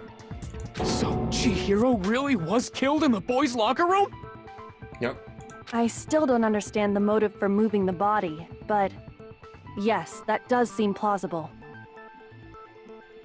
Well, I must admit, I did find it rather odd. I knew he felt a little off. There was a certain incongruity to his female body. This is the most titillating situation! So now everything has been connected. All the mysteries have finally become clear. Yeah, but now this makes it even harder to not... Well, no, never mind. Okay, well, connected or clear or whatever. We still think you're the killer, remember? Very interesting. This has become very interesting indeed. Ah, he's off in his own little world. I had my suspicions about Chihiro when we found the key cards. Because I was trying to run in my head, how could somebody switch if they were not of the same gender? Because you'd have to use people's handbooks and you're not allowed to lend them, so... How would... Yeah, once I established, I was starting to have suspicions, but I'm glad that paid off. What about you, Makoto? After everything we've learned, do you still think Byakuya's the killer? Well, without a doubt, Byakuya is the one that made Chihiro's death look like Genocide Jack did it. But I think he might not actually be the killer after all. What? But aren't you the one who accused him in the first place? Now I'm confused. He just seems to be too easygoing about all this. Like he's enjoying us solving the mystery. The way he's acting, it makes it seem like it doesn't have anything to do with him. And you think that might be because it doesn't have anything to do with him? Plus, the evidence he left behind was a little too... how can I put it? Overt. He consciously chose to use the extension cord, knowing it could connect him to the murder. Okay. At least, that's how I see it. Yeah, I feel like it would be stupid for him to... Like, he's supposed to be the smart guy, right? Like, he thinks he's better than everyone. So, like, unless he's an idiot, which... they're high schoolers. I was in high school. High schoolers are idiots sometimes. Like, I get it, but... I don't know, I'm starting to change my idea. And Byakuya, when you found out the murder took place in the boys' locker room, it seemed to rattle you. And then again, when you found out Chihiro was actually a guy. And you would know that if you had murdered him. If you really were the killer, that stuff wouldn't have had any effect on you. So that's your thinking, huh? Well, it bothers me that you don't have more concrete reasons, but it's fine. I guess I'll mark it as correct for the time being. You're still a butthole. Mark it as correct? He's right. I am not the culprit.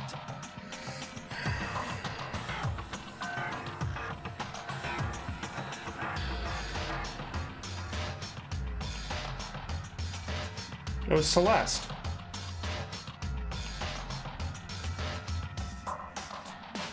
That one piece of evidence that Celeste... Right? If Toko didn't do it, and Byakuya didn't, the only person that we know is mildly connected is the fact that Celeste saw that Chihiro was going to the locker rooms. Right? I just happened to come across the corpse in the girls' locker room and decided to alter it. You mean the boys... Wait. What? Are you fucking with us right now? Why would you... No, I am not effing with you right now. I'm telling you the truth. Well, I find it very hard to believe.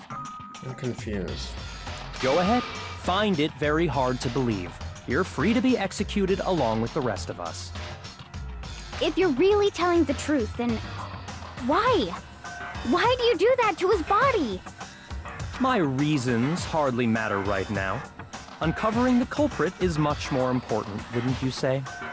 I mean, I disagree. Now then, if it wasn't me, who was it? I don't know. Well, I don't think I can say for sure without talking about it a little more. We're seriously gonna keep going? We're all good, aren't we? I thought it was clear Byakuya did it. No, I'm with Makoto. If there's any doubt whatsoever, we need to explore every possibility. Jeez, chat, I'm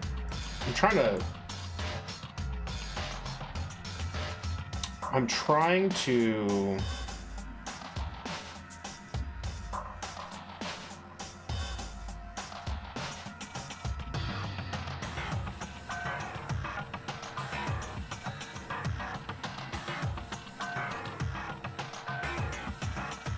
So it had to have been a...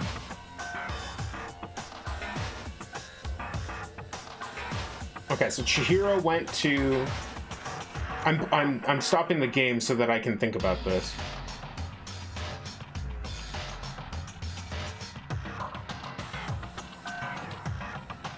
Okay, so Chihiro, he went to the lockers late at night.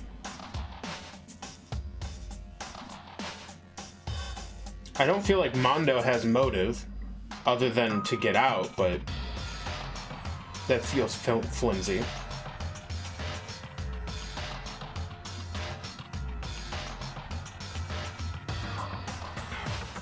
But the rooms got switched.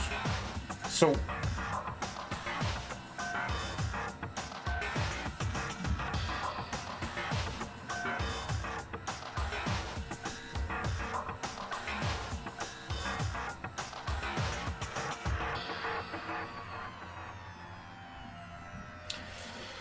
Sakura? I get, like, that feels weird.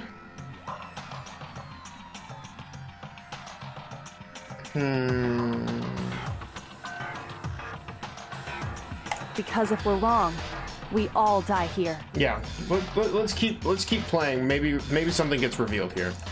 That's true. Very well then. I'm with you too. Damn straight. Count me in. Do you not have a mind of your own? Of course I do. What am I, an ant or something? Good point, Yasuhiro. Anyway, let's discuss this all as a group one more time. We still have time to make our decision. Okay. That's very true. Our lives are all on the line. Excellent. Then shall we resume our game of hide and seek? But if Byakuya didn't do it, then who's the real killer? Who murdered Chihiro? There's one thing we can be sure that we know about the killer. If the killer was able to gain access to the... Oh, shit.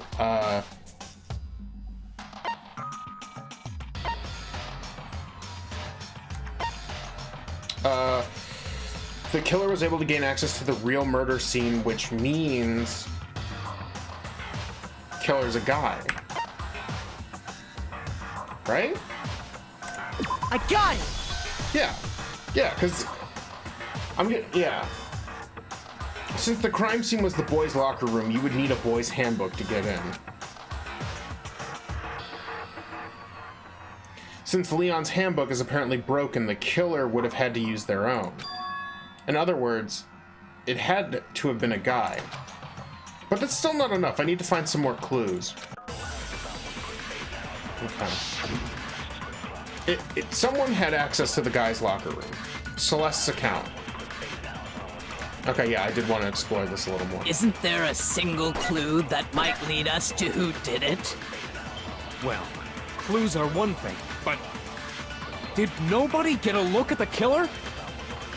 I'm sure if someone saw the killer, they would have said something by now. Perhaps someone saw the victim at some point. Even that might be enough for now. Yeah. All we need right now is any kind of new info. There. Oh, never mind. Come on, Makoto, don't scare me like that. Well, fuck you. Isn't there a single clue that might lead us to who did it? Do they want me to hit this one? Clues are one thing, but did nobody get a look at the killer? I'm sure if someone saw the killer, they would have said something by now. Perhaps someone saw the victim at some point. Even that might be enough for now. Yeah. All we need right now is any kind of new info. It's over. It's all over. That's a really good use You want to know who saw the victim? The killer. And only the killer. And it's not like they're just gonna turn themselves in. Game over, man. Game over. What a reference. Yay! No! Not game over! No, as a matter of fact, there is an eyewitness account regarding Chihiro. She has more information about it. Okay, yeah, so... Isn't there a single clue that might lead us to who did it? It's not this one. No. Clues are Shit. one thing, Was it? but It's not the did second one that nobody comes get a up. look at the killer? I'm sure if someone saw the killer, they would have said something by now. Perhaps someone saw the victim at some point. Even that might be enough for now. Yeah. All we need right now is any kind of new info. It's over. It's all It's over. this third one, I think. You want to know who saw the victim? The killer. And only the killer. Bullshit. No, that's wrong. No. Celeste knows more. I believe someone else did see the victim before he was murdered.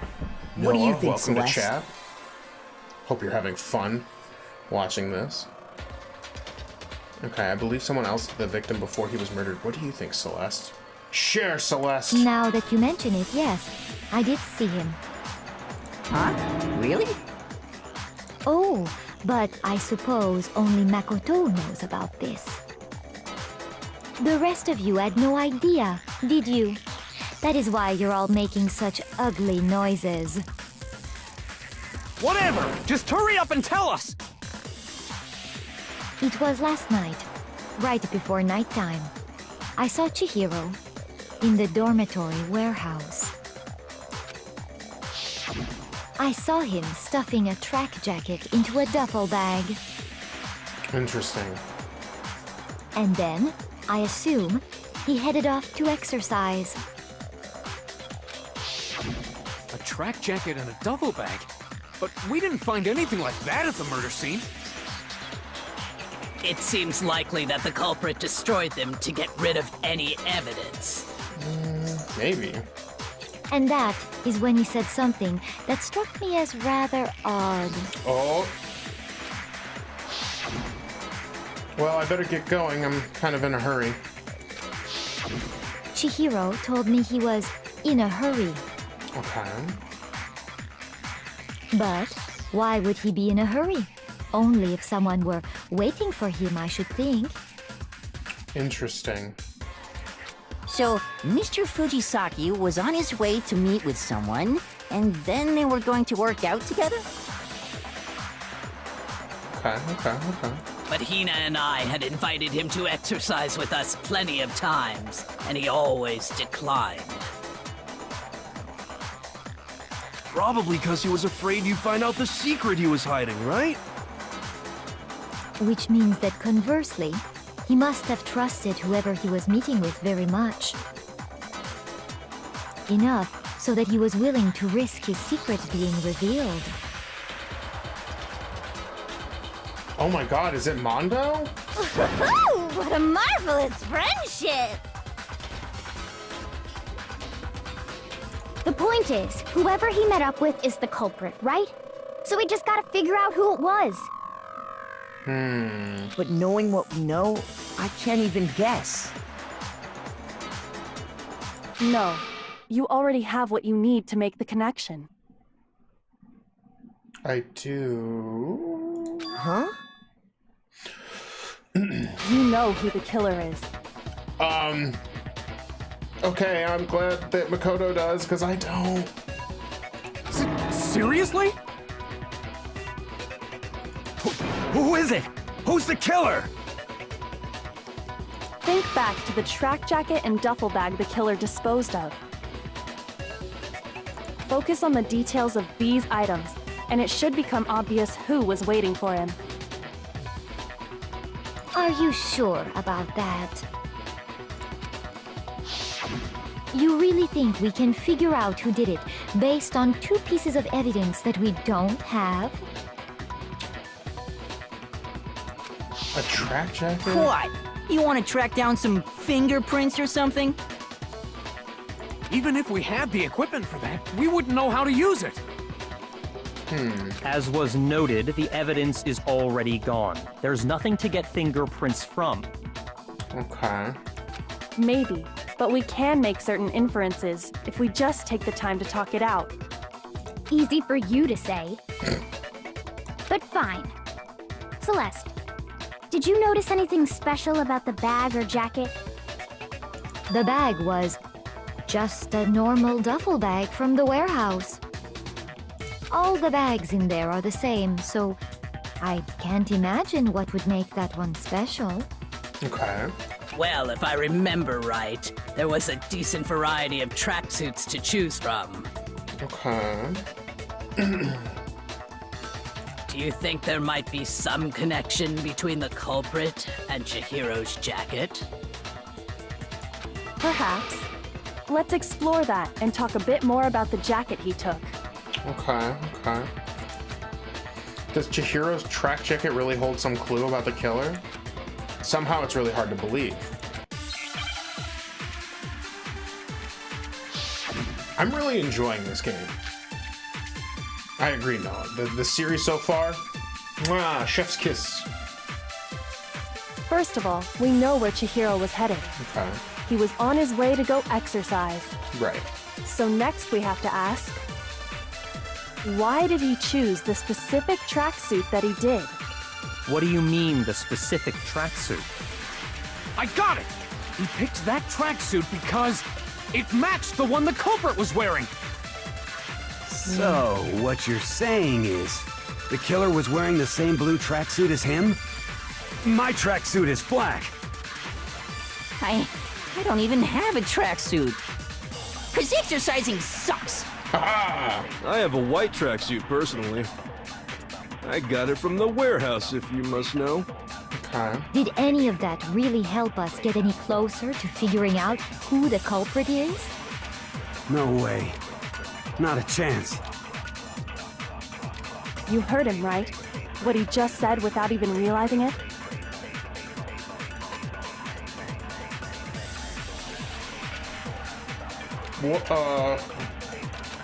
How did he know something like that? First of all, we know where Chihiro was headed. He was on his way to go exercise. So next we have to ask, why did he choose the specific tracksuit that he did? What do you mean, the specific tracksuit? I got it! He picked that tracksuit because it matched the one the culprit was wearing. That feels weird. So, what you're saying is, the killer was wearing the same blue tracksuit as him? My tracksuit is black. I don't even have a tracksuit. 'Cause exercising sucks. I have a white tracksuit, personally. I got it from the warehouse, if you must know. Did any of that really help us get any closer to figuring out who the culprit is? No way. Not a chance. You heard him, right? What he just said without even realizing it?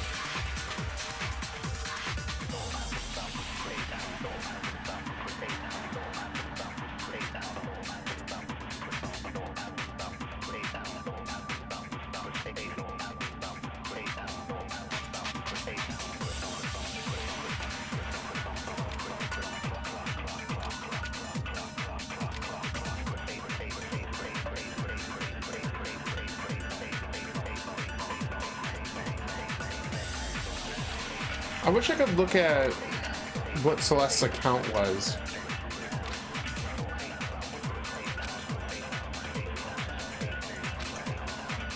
First of all, we know where... Can I... Let me look at Celeste's account again.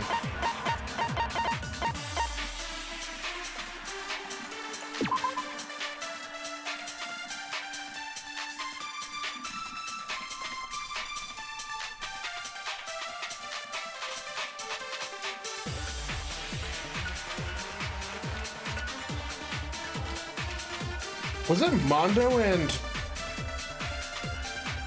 his bro?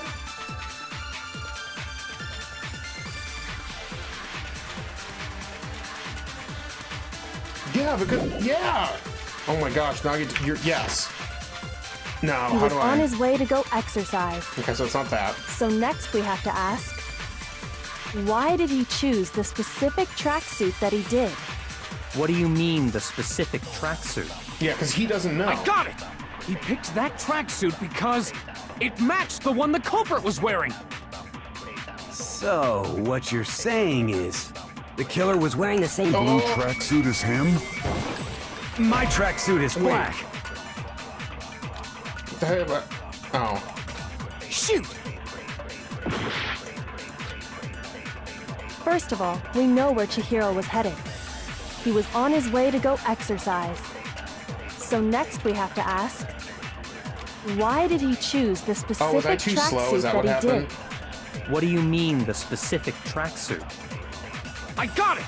He picked that tracksuit because it matched the one the culprit was wearing. So, what you're saying is, The killer was wearing the same blue tracksuit as him? Yeah, it's that, right? There we go. Okay, I No, missed it. that's wrong.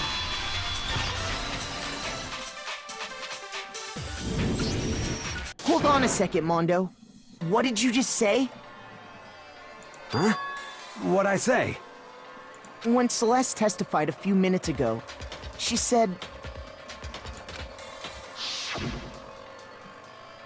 I saw him stuffing a track jacket into a duffel bag, and then I assumed he headed off to exercise. She never said anything about the jacket's color. Yeah, you jumped the gun, bud. So why did you say Chihiro's blue tracksuit? What are you? You just... Get wrecked, Mondo. Hey, Celeste, what color was Chihiro's tracksuit? As a matter of fact, it was blue. And before we began the trial, did you tell anyone that? The only one I told about any of this was you. Right. Then, Mondo, how did you know what color Chihiro's tracksuit was? Yeah, Mondo. Because I just... I'm sure he saw the clothes at some point in the investigation. We haven't seen them yet. They've been gone. No, that can't be it. The bag and clothes were surely disposed of by the time we began our investigation. Then the only reason he could have known what color the tracksuit was Because he's the murderer. is if he saw Cherry with it before he died! That's the only possibility! Cherry? Are you talking about Chihiro? So, how about it? Did you see the tracksuit or didn't you? Just by chance. I just happened to see it last night. He walked past me, and he was carrying the tracksuit in his hands. No, that can't be it either. According to Celeste's testimony, She stuffed the jacket into her bag in a hurry. It was almost like she was trying to hide it. And just like that, she was gone.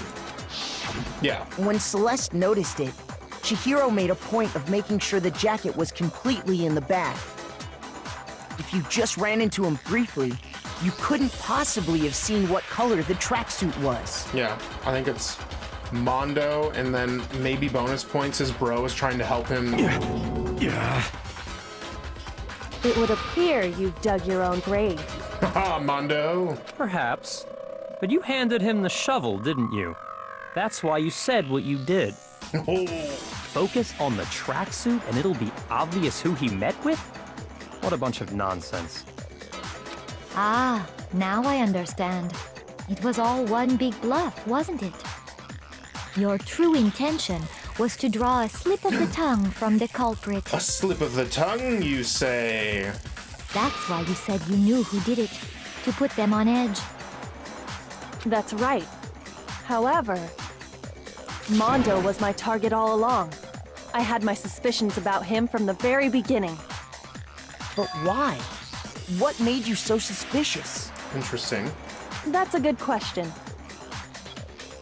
Because I hate him.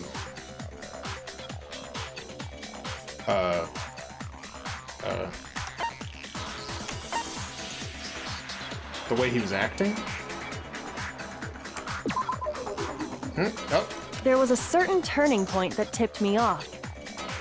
Maybe you didn't notice it, Mondo, but you tend to refer to men and women differently. You only call guys dude. For girls, it's chick. Interesting. And after he was killed, you happened to refer to him as dude. Oh, wow, I totally missed that. Once I picked up on that, it occurred to me that Mondo knew something we didn't. You noticed such a tiny detail? I'm glad she did. I didn't. Chat, I'm not smart. I'm not a smart man. Are you a witch? She's a witch! You're positively frightful! I'm not completely convinced it's Mondo yet, No, but... I'm not the frightful one. Not nearly as frightful as someone capable of murdering a friend. Maybe it was a betrayal? The motive feels very flimsy unless the secret is what did it. Mondo, was it really you? Did you really kill Chihiro?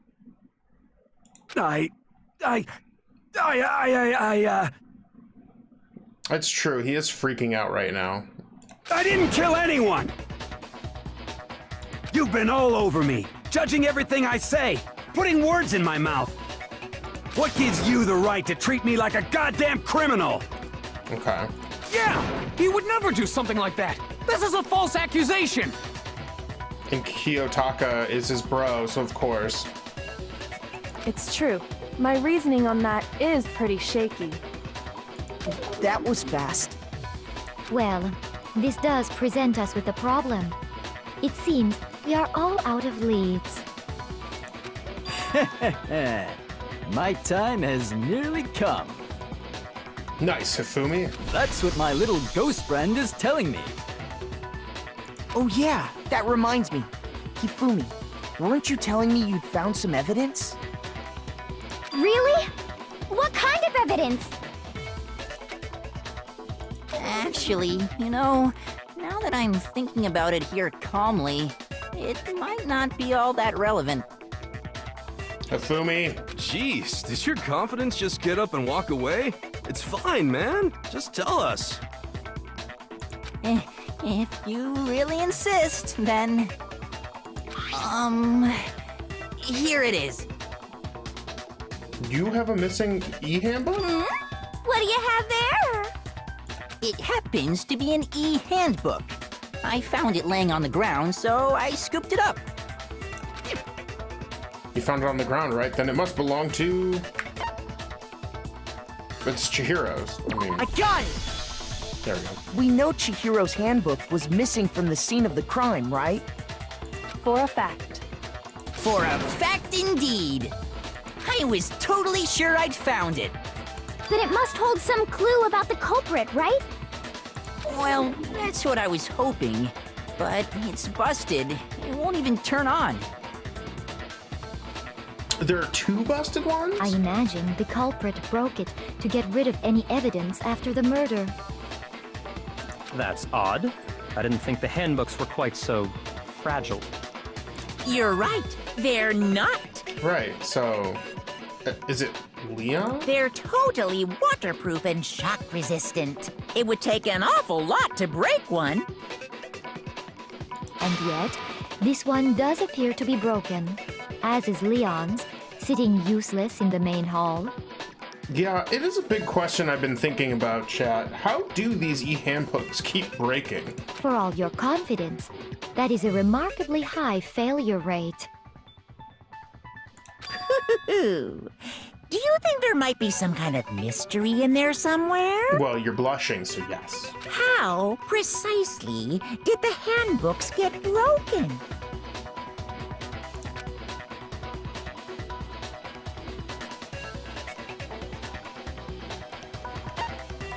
By hitting its weak point?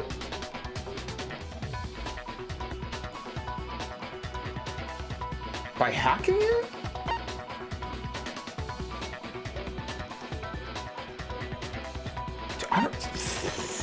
Okay, so I feel like it's not by hitting its weak point.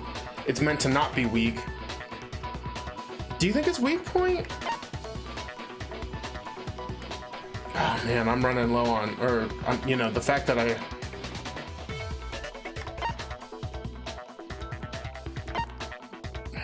Shit. I don't know.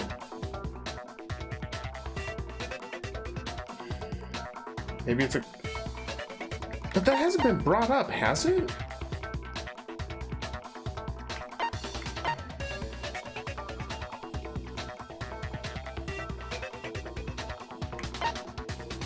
Maybe? Yeah, that's what I was thinking. So, you know what?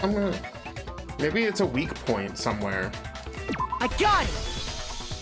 You already told us before that the handbook has one weak point, didn't you? Oh, yeah, that's right. Monokuma did say there's so much information here. Yeah! You remember that? Sure, maybe I let that slip, but I never told anyone what the weak point actually was.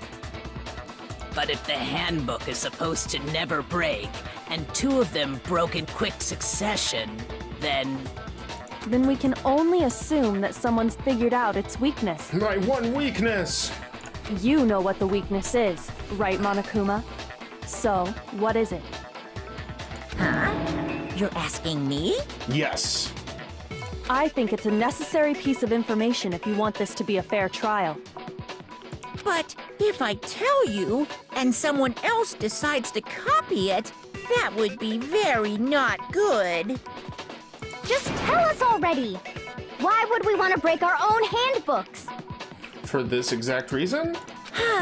Oh well, I have a weakness for pushy demands. But you're sure you won't follow their example? Okay. Then allow me to make a special announcement. The weak point of my cutting-edge e-handbook is... when it's exposed to high temperatures for too long, it will suffer a meltdown and totally break! Oh, so if you put it in an oven. I flippin' knew it! You knew it? Yeah, because I found the handbook laying on the floor of the sauna. That's it. The temperature in the sauna can reach over 200 degrees. Strange how you don't get burnt, huh? It's because as your sweat evaporates, it creates a cooling layer of air around your skin. And who are the 2 people that just had a hot sauna battle? If the hot air of the sauna were somehow pushed directly onto your skin, you'd definitely get fried. That layer of air would get blown away. That's why you may feel a burning when you move around. So when you're in a sauna, make sure to keep nice and still. Wow, interesting. I learned one new fact today.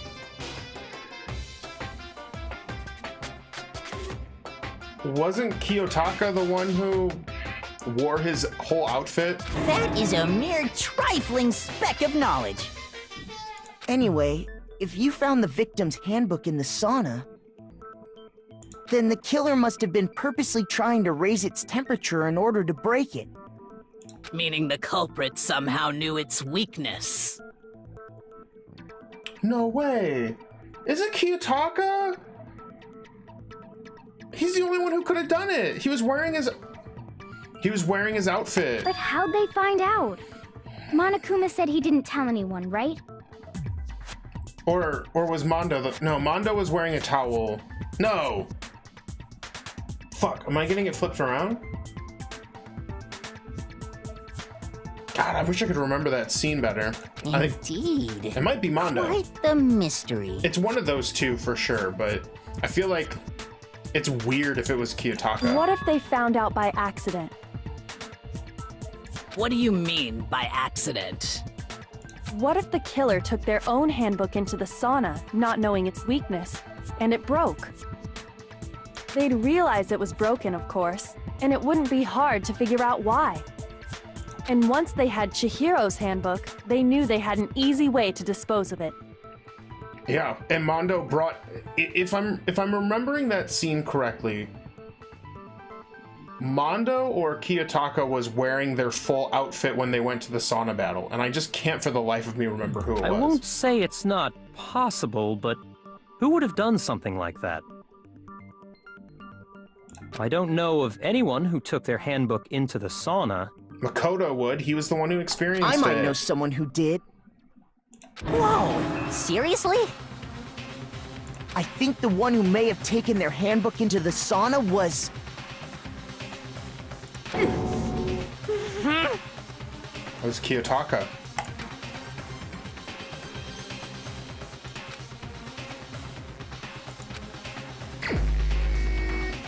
Yeah.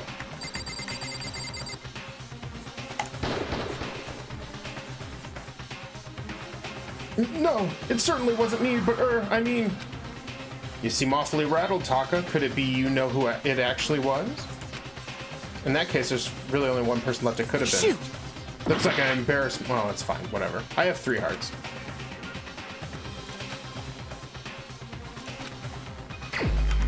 Then it was Mondo. Here's my answer. Here's my answer.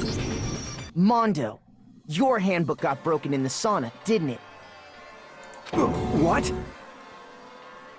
Why? Why do you keep accusing him? Mondo and Taka had an endurance contest in the sauna not too long ago, Yep. remember? And for the contest, Mondo just so happened to keep his school uniform on. But little did he realize, he'd also left his handbook in one of his uniform pockets. That's right. And when it was all over, Mondo discovered that taking your handbook into the sauna could easily destroy it. No, wait, hold on. You've got it all wrong. He would never kill. I don't accept this. Show me the proof. The actual solid proof. I mean, I don't want to believe it either, but I found something that proves it beyond a shadow of a doubt.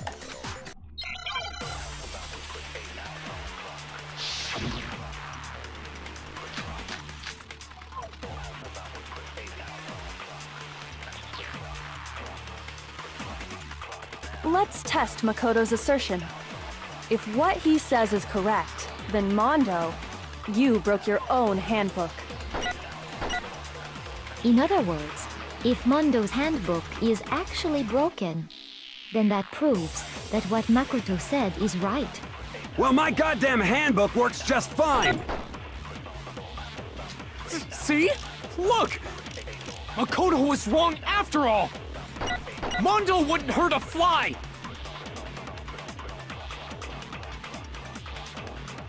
I'm sure Mondo's handbook broke during their sauna showdown. If I could just prove that, then that will show the handbook that Mondo has must actually be. Let's test Makoto's assertion.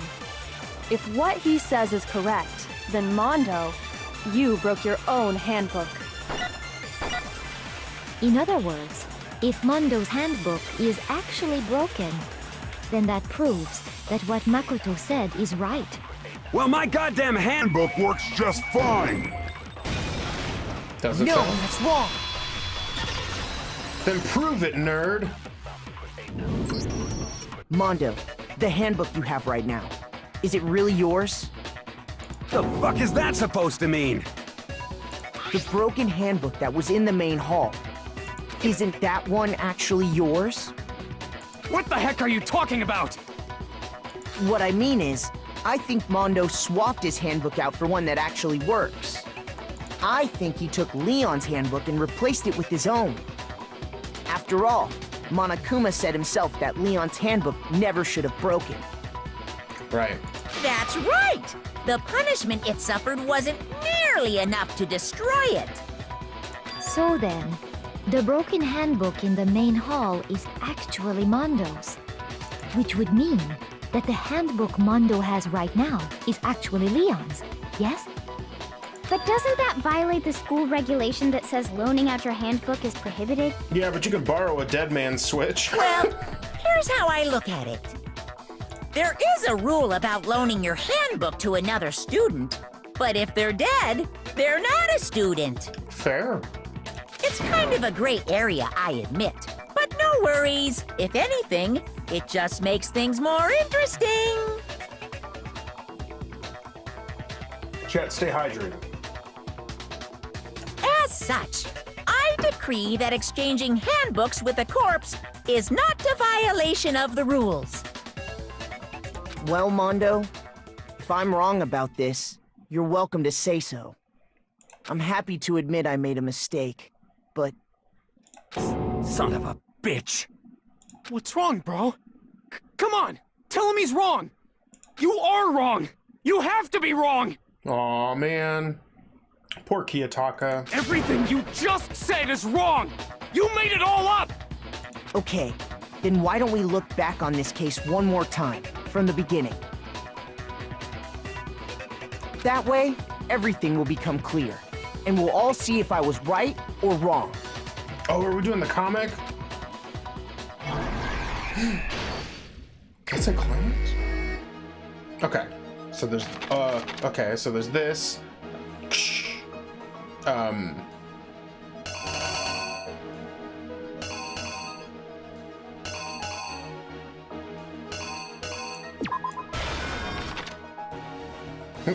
Bye! Pulls out the handbook.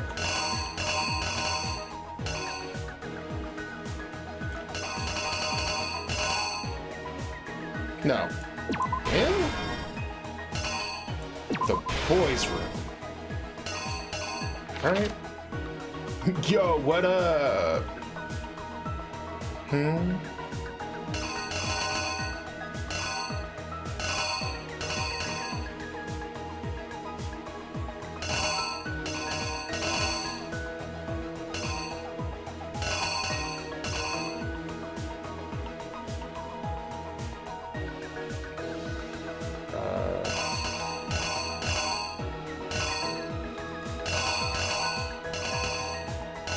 Shit.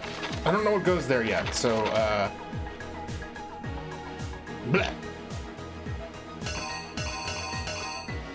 Oh, maybe it's this?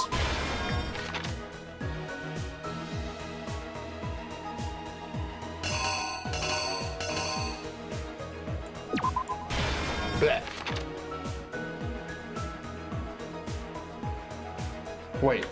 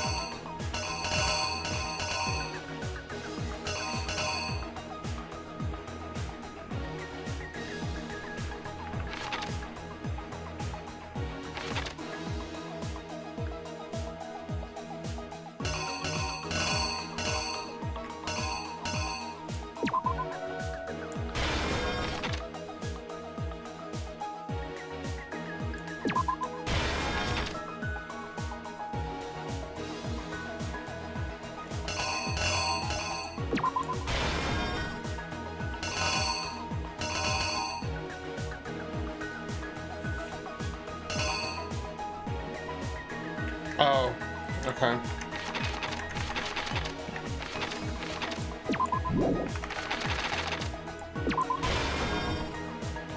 Through the...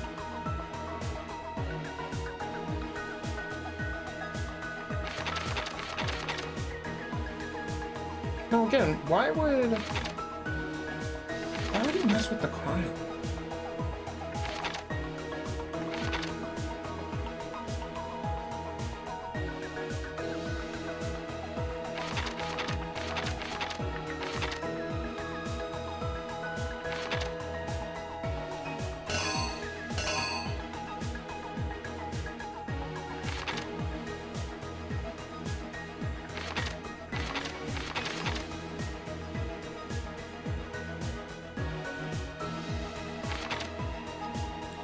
Maybe this?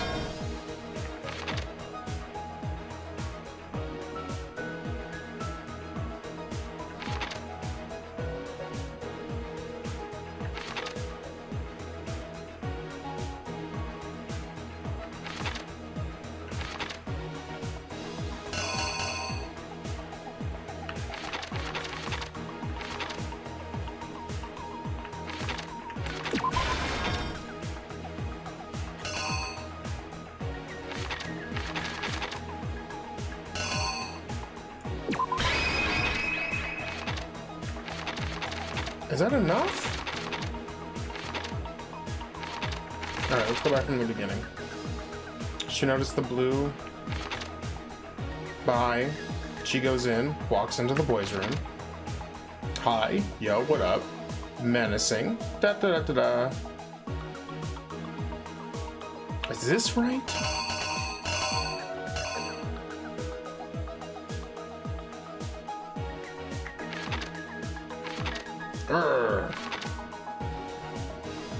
And for some reason attacked her. then drops it, flips the carpet, tears the painting, grabs her. Was that the sound? Was that sound like a good confirmation?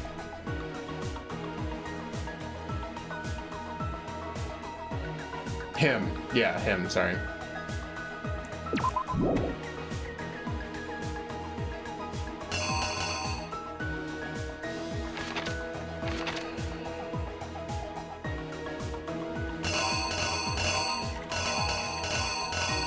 But if that's the case... Okay, so he rolled this up, pulled this down. Oh, maybe he saw this, so he took it off. But then what's here?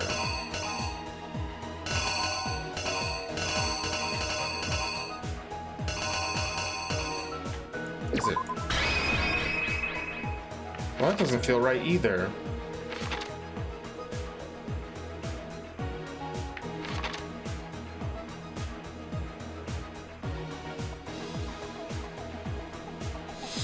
Oh no, chat. And also I feel like maybe it's...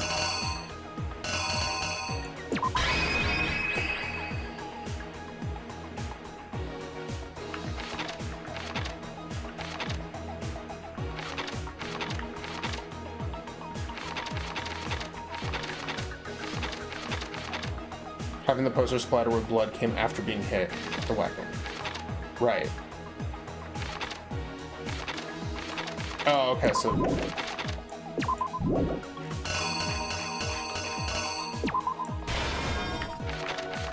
Okay, so what did he do here?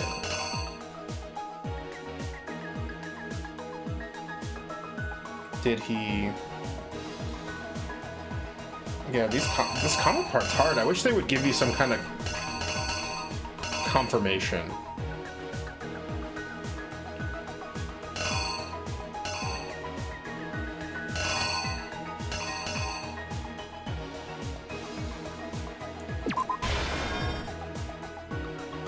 Can't I hover? There's a question mark?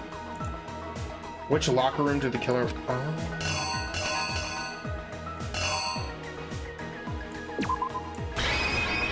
No, wait, that's the sauna. I'm an idiot.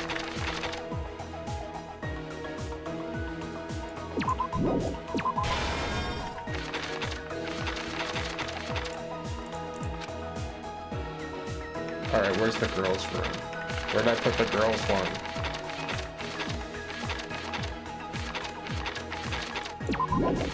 I forgot you can click on them. I'm sorry, chat.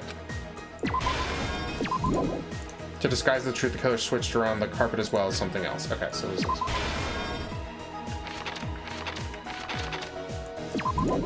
As the murder took place, some blood splattered onto something, didn't it? Okay, that's right.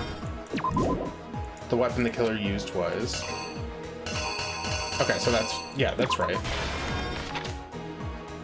These feel right. But let's double check.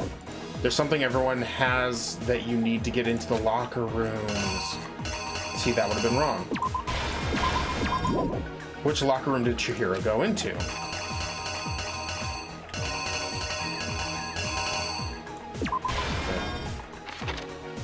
Okay, that one's right.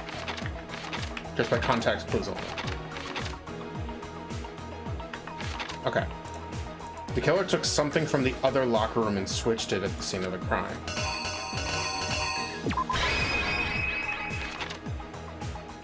Tired. Then, what was it that Byakuya brought to the murder scene? Okay, yeah, that was right. When Byakuya arrived at the scene, what did he use to disguise what had happened?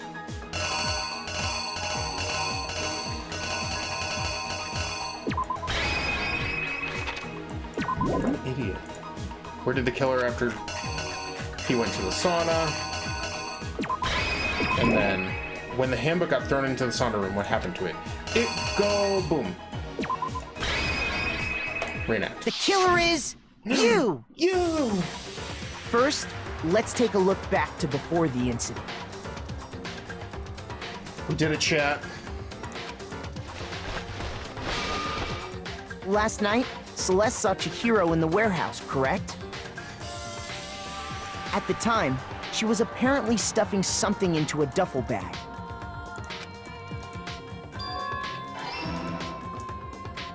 That something was a blue tracksuit. You can confirm this, right, Celeste?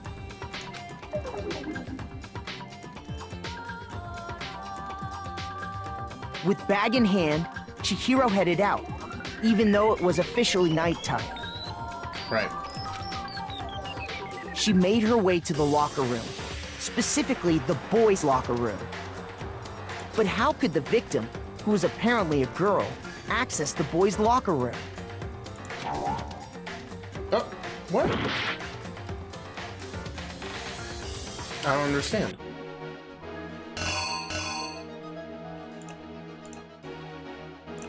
Oh, was it this? Here's exactly what happened. With Oh, that's bag in nice. hand, Chihiro headed out, even though it was officially nighttime. She made her way to the locker room, specifically the boys' locker room. But how could the victim, who was apparently a girl, access the boys' locker room? There we go.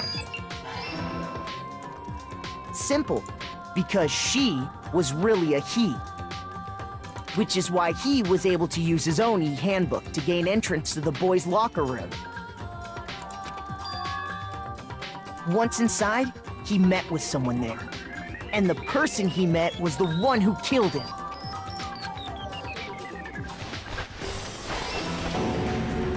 It seems likely that the killer grabbed the nearby dumbbell, approached the unsuspecting Chihiro,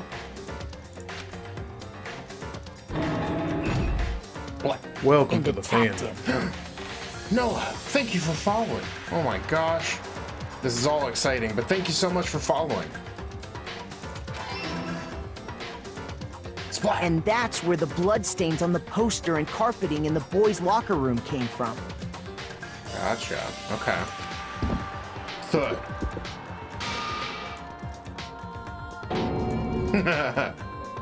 It was likely in the heat of the moment. I appreciate that, man. The body was arranged, but the murder itself felt unplanned.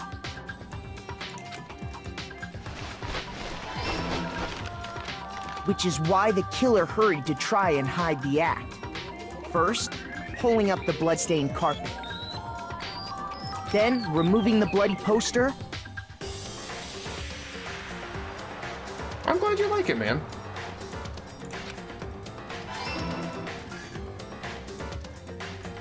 And finally carrying the corpse into the girls' locker room.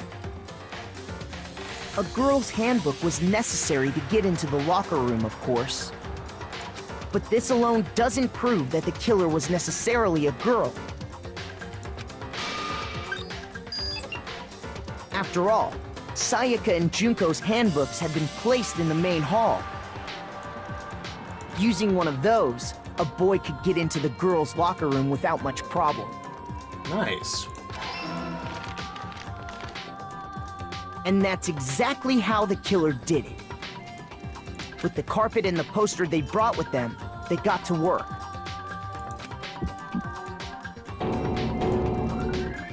They changed the layout of the boys' and girls' locker room in what you might call a crime scene switch. A crime scene switch? That could have been the end of things, but no.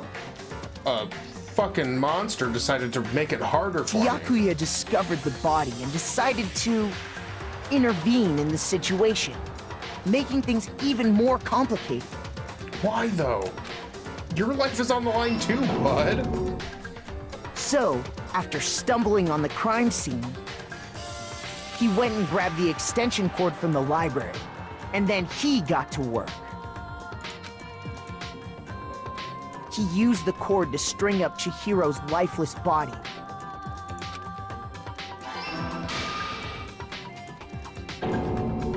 Then, using the victim's own blood.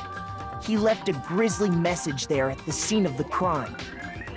He wanted to create the illusion that Genocide Jack was responsible for the slaughter. And around the same time that Byakuya was putting together this facade, the killer, having already disposed of Chihiro's bag and other belongings, arrived at the sauna. There, they planned to destroy the last piece of evidence, Chihiro's handbook. Bah. And just as the killer expected, the steamy sauna was enough to ruin the electronic gadget. Somehow, the killer knew that the handbook couldn't stand up to the heat of the sauna. And the reason they knew that is because the sauna had already wrecked their own handbook. And that's how it all played out.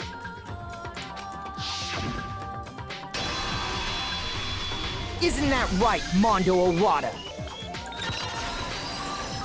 Complete!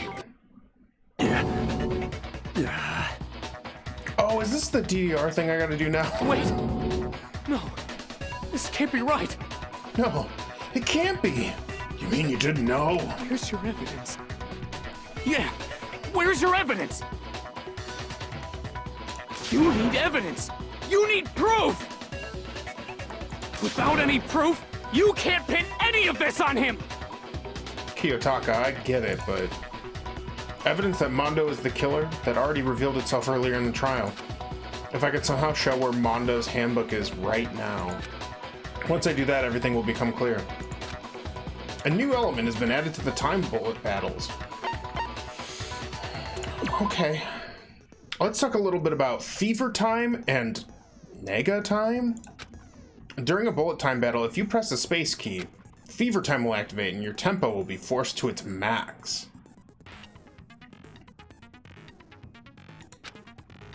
At this point, even if you push the buttons at random, you won't miss.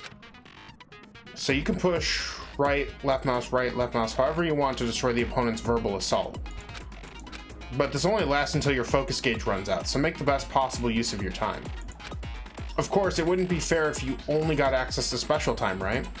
So we've also prepared something called nega time that your opponent can use. If the opponent activates nega time during the bullet time battle, your tempo marker will disappear, making it quite a bit tougher to hit the buttons in rhythm.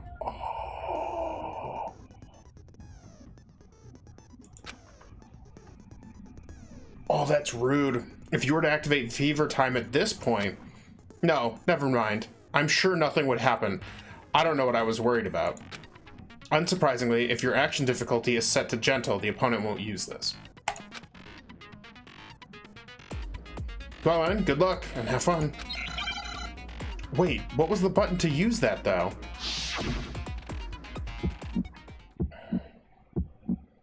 Show me some evidence! You're wrong! I won't listen! I actually forgot how to do this.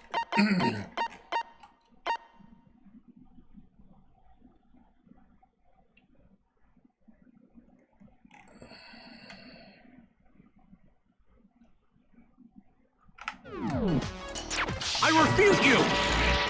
False! Show me some evidence! I won't listen! False! I refuse to vote! Show me some evidence! You're wrong! I won't listen! I refute you! False! Show me some evidence! I won't listen! False! You're corrupt! I refuse to vote! I refute you!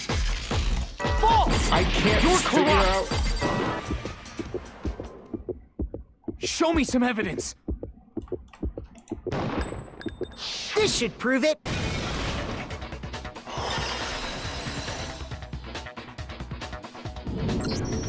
If my thinking so far is that was right... really close! Oh yeah. This is technically considered a mature stream, so yeah, you can curse all you want. I don't care. Just don't be, like, super hateful or anything like that, and you're fine. I wasn't even looking at the health bar because I was trying to figure out what all the buttons did. Oh my god. That was really close. Okay, give me 1 second. I need to adjust something on the stream real quick.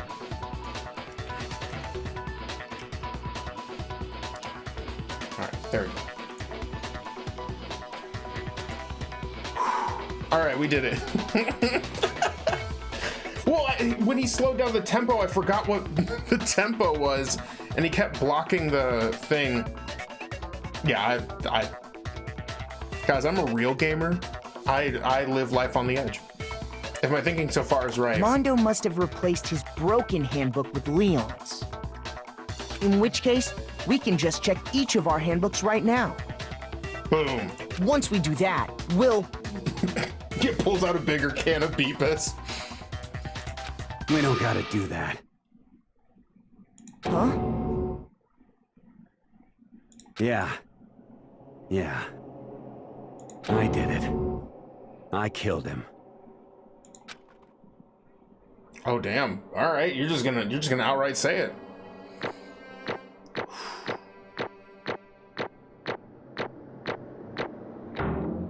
Oh, okay. I mean, I'll take it. I'll take a name. Yes, more coins.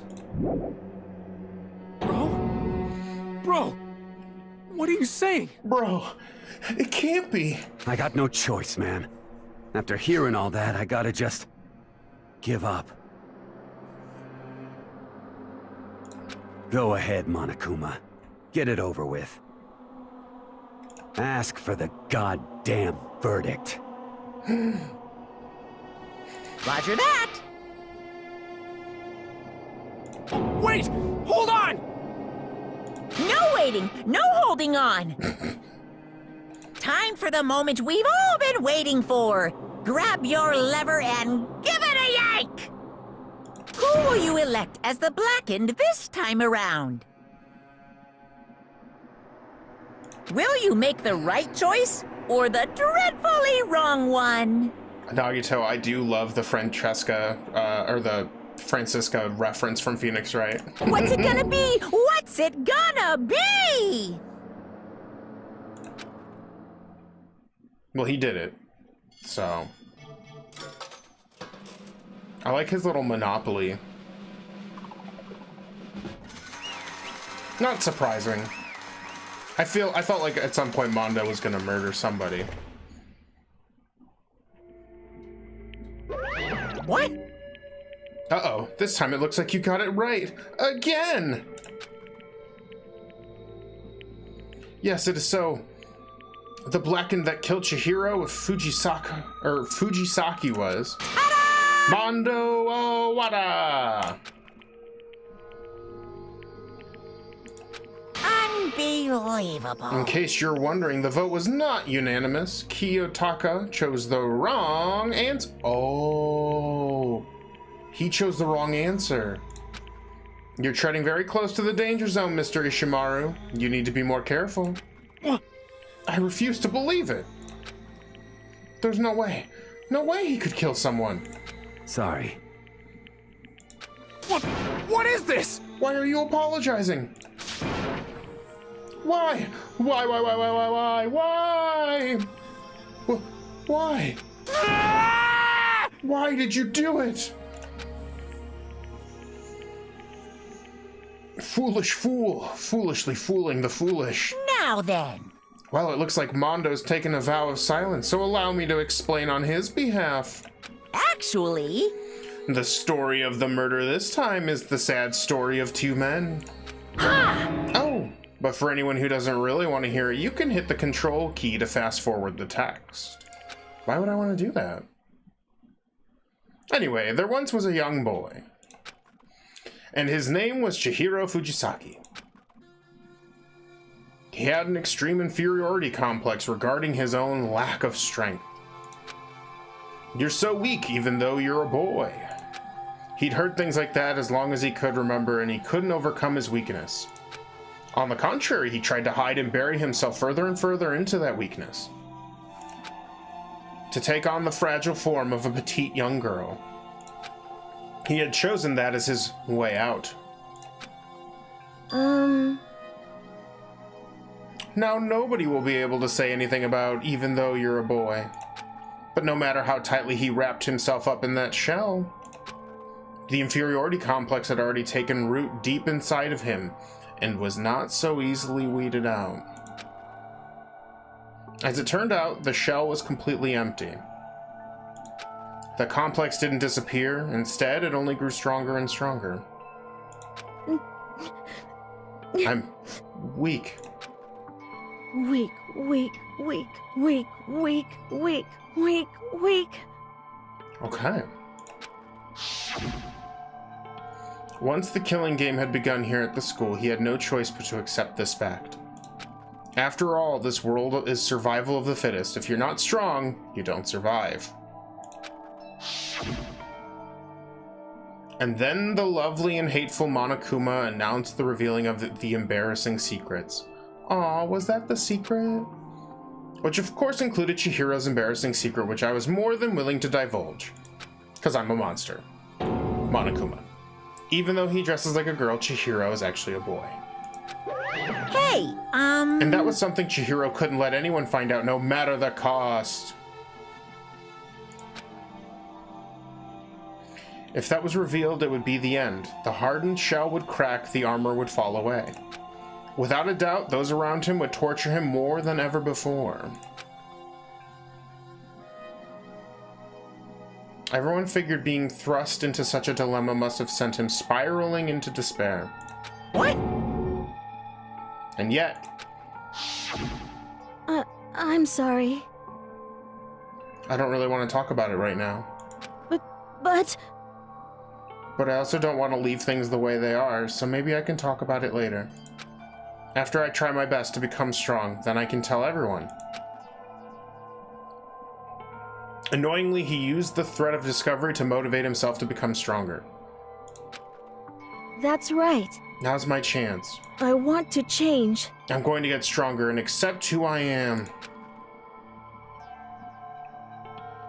Strong enough so that when someone says, even though you're a boy, I'll be okay, I'll get better.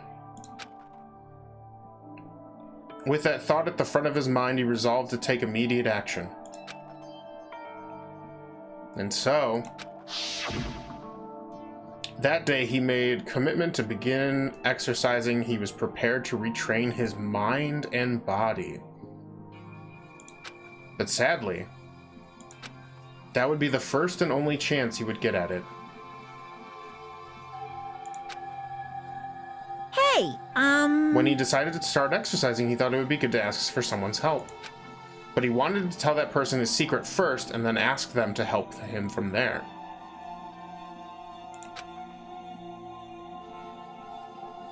And the person he went to...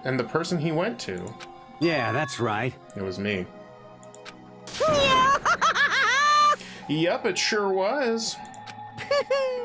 The biker gang fella had been painfully clear about how important his manly promises were. So Chihiro probably figured that even if he'd confided in Mondo, his honor would make him keep the secret.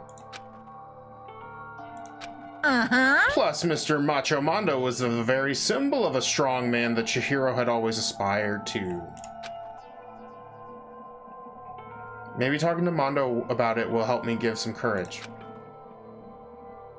So he went and asked Mondo to help him become strong. That was his aspiration. And he thought that only with Mondo's support would he ever be able to come close to that. Correct. So then, that must be why Mondo did what he did, to keep the promise he'd made to Chihiro. Huh? Did what he did? You mean, that's why Mondo carried Chihiro from the boys' locker room into the girls' locker room? Indeed. Yes, that is exactly what I mean. Wasn't that to cover up what he'd done? Certainly. That could have been part of it, but I don't think that was the main reason. The real purpose was to keep the promise between men he'd made to Chihiro. But But how does moving the body keep his secret? Because If everyone knew he'd been killed in the boys' locker room, then everyone would have been arguing about how she got into the boys' locker room, right? Once that started up, at least a few of us would have immediately begun to suspect his identity, so he tried to protect Chihiro's secret by putting him in the girls' locker room and stealing his handbook, see? Then Mondo did all that to keep the promise he'd made to Chihiro, who he'd also killed? Why would he do that? The more I hear you talk, the more I don't understand. I mean, you guys trusted each other, right? So why? Why did you? Because no matter what, I didn't want anyone to know. I knew it. So that's what triggered it after all. The possibility of having your embarrassing memories and secrets exposed. What is this? That's impossible. Nothing could have been that bad. Something he didn't want anyone to know, even if it meant killing someone? You're wrong! It's impossible.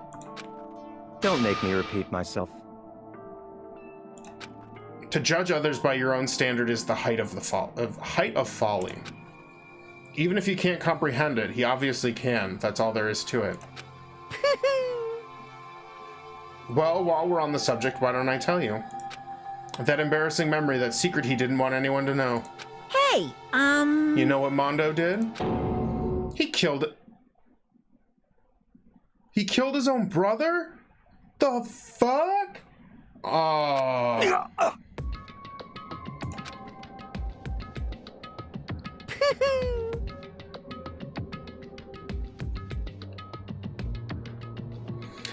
Mondo, the ultimate biker gang leader, makes all the hoodlums and riffraff across the country tremble.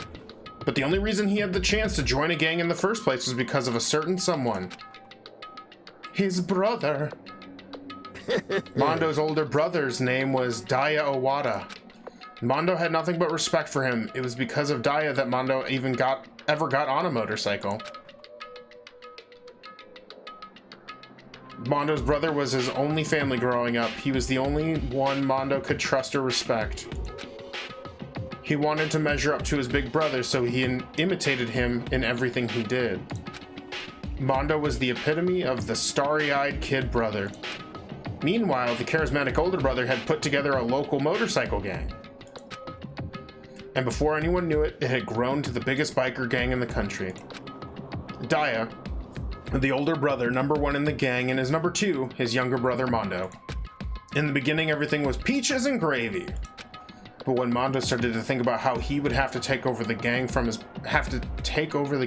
brother someday, his brother's greatness, his reputation began to gnaw on Mondo's very soul. The kid's gonna take over for Daya, huh?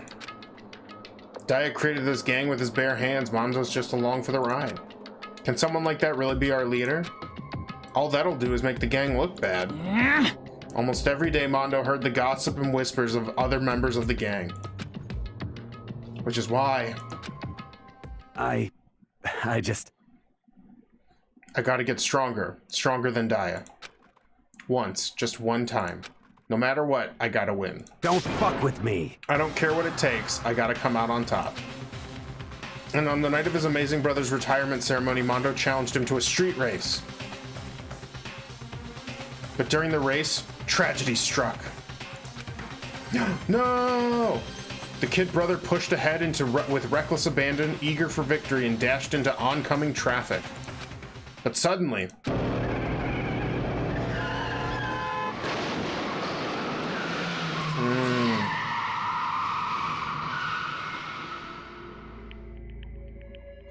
Laying in his kid brother's arms, the older brother delivered his final words.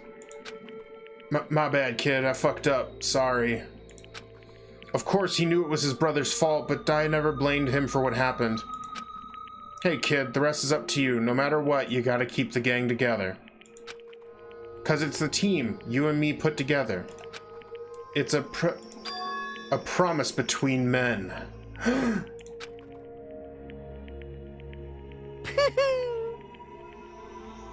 He decided to hide the truth of what happened from everyone else in the gang, in order to keep the gang together and to keep the promise to his brother. He could never admit to anyone that it was his own weakness that had caused the accident. And as a result, the team was made even stronger under the banner of the kid who'd bested his big brother. Daya was gonna lose to his kid brother, so he got stupid and got himself killed. That became the explanation for what happened. Mondo's lie became the truth. He wanted to lead the team so bad he was willing to tell all kinds of lies about his brother. I'm strong. Yeah. Strong. And yet, as soon as our killing game began, he realized no matter how tough he pretended to be, he was just another weakling that could die in an instant. And then the hateful Monokuma announced the revealing of the embarrassing secrets. And at that point it was clear, I would have no problem shedding the light on his secret. Mondo killed his own older brother. No matter what, I couldn't let the other gang members find out. If that happened, everything would have been ruined. Everything me and my brother had worked to create would have been destroyed. His death, all the guilt I'd been carrying around, it all would have been for nothing. So that's why... Mondo. After I saw what Monokuma had on me, my head filled up with some kind of fuzzy uneasiness, and it just started swirling around. I'd never felt anything like it before. I didn't know what to do about it. I wasn't sure what to think or say, but after a while, that fuzzy uneasiness turned itself into a rock-hard lump of anxiety way down in my stomach. I feel that, but murder is not the thing on my list of things I want to do. And it was right around then that Chihiro asked me to start working out with him. And right there, he told me a secret. Seriously? Jesus. I'm sorry. I'm sorry I lied to you. But why? Why now? Why are you telling me this all of a sudden? Huh? Because, I mean, you've kept that secret all this time, right? If anyone found out, you would... But... You're right, but... I want to change. Aw, no, Chihiro. I wrapped myself in lies. I'm weak and I want to destroy that version of me forever. His words were like a knife in my gut. I felt like he was exposing the lie I'd been living myself. I have to change, but I don't want to be weak anymore. You're so strong, I can't hurt you, right? Whatever secret Monokuma might tell us. You piece of... So what? You're saying I should just say it? What? You're saying if I really am, I should just be able to tell everyone my secret? Huh? I was jealous. I was jealous of Chihiro's strength. He had the strength to face his own weakness, to try and overcome it. It was the kind of strength I'd never had. So I was jealous of him. And that jealousy broke me. What? Are you making fun of me? What? I'm strong. Are you fucking with me right now? No! I'm not making fun of you. You really are strong, Mondo. I felt like I could hear something starting to creak. Something inside my head. What did he want me to do? What was I supposed to do? Was I supposed to just sit back and let my secret get revealed and ruin everything? What's wrong? Why did you have to tell me all that? Are you trying to rub my failure in my face? I just wanted to... I just really admire you. I admire your strength. Yeah, that's right. I am strong. Strong. I'm strong. Yeah. And then he thinks to himself, strong a lot. Stronger than you. You son of a bitch! And stronger than Daya! I don't remember anything after that. When I woke up again, he was laying at my feet covered in blood. I had the dumbbell in my hand and I was just staring him down on the ground. Hey. I killed him. I killed Chihiro. Even after all this time, I'm still just as weak as I've always been. And thanks to that, I did something I can never take back. Mondo. He was normally so aggressive, so angry. He hid that weak side away from everyone. That was his secret. He was always... That's my secret. I'm always weak. A weakness like that lived in the heart like this, and it turned him cold-blooded. God damn it.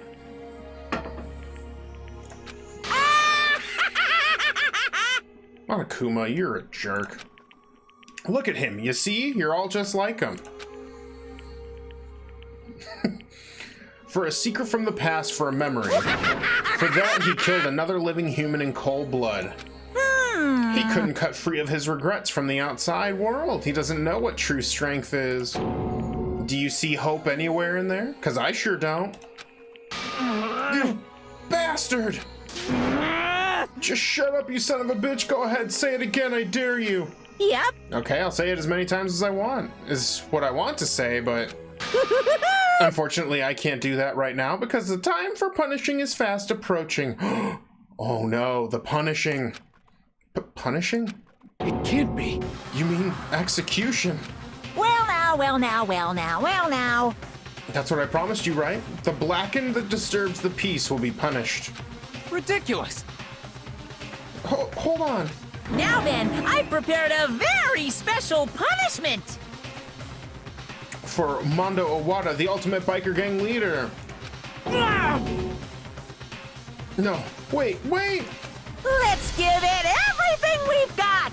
It's punishment time! I said wait! Sorry, man. I couldn't keep the promise we made. From one man to another.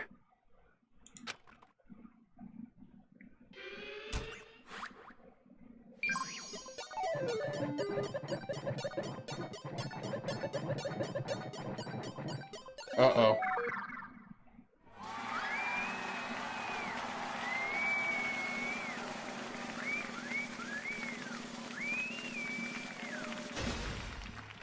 Uh-oh.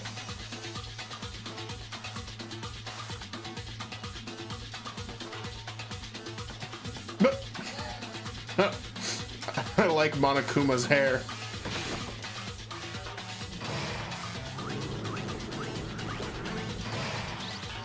Interesting. The Cage of Death.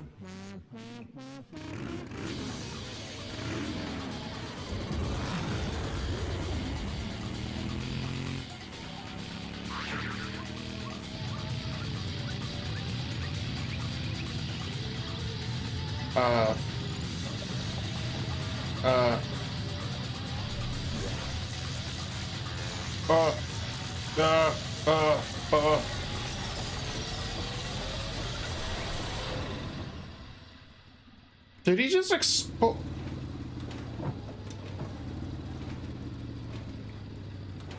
What happened? Did he just get like a barbecued?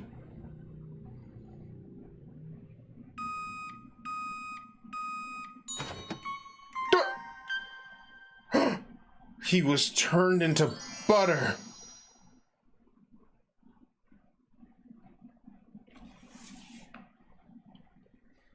Okay, well at least he's... Laugh at death and your soul will forever be at peace. It can't be. Yes. Happy Anime Sunday. My brother. Another murder and another execution. I want to feel again. Everyone's lives are taken so lightly here. I feel like I might be going mad. Maybe I'll just let it happen. Oh no, are we gonna lose you too, bud?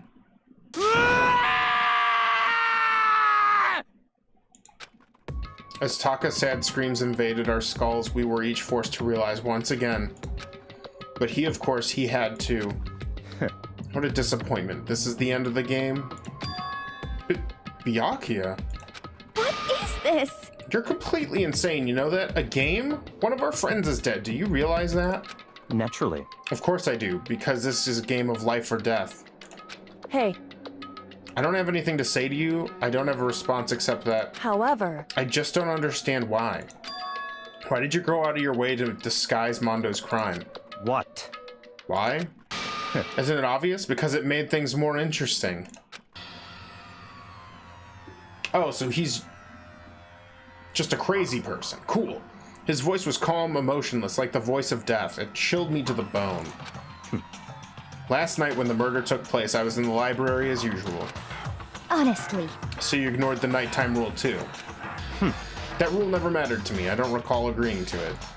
There is nothing to be done. Well, I don't particularly care. Please continue. The night grew late and I decided to return to my room, which is when I stumbled upon him. I spotted Mondo coming out of the girls' locker room. After he'd gone, I'd looked inside and saw the corpse. What? You mean you actually witnessed the murder? He was such a fool. He didn't even have the slightest idea that I'd seen him. Well... So you're saying you knew who the culprit was from the very beginning? That's right. Indeed, but if that had been the end of it, how boring would that have been? I mean, what a waste of time to have the answer revealed right at the beginning. Which is why I decided to lend a little helping hand.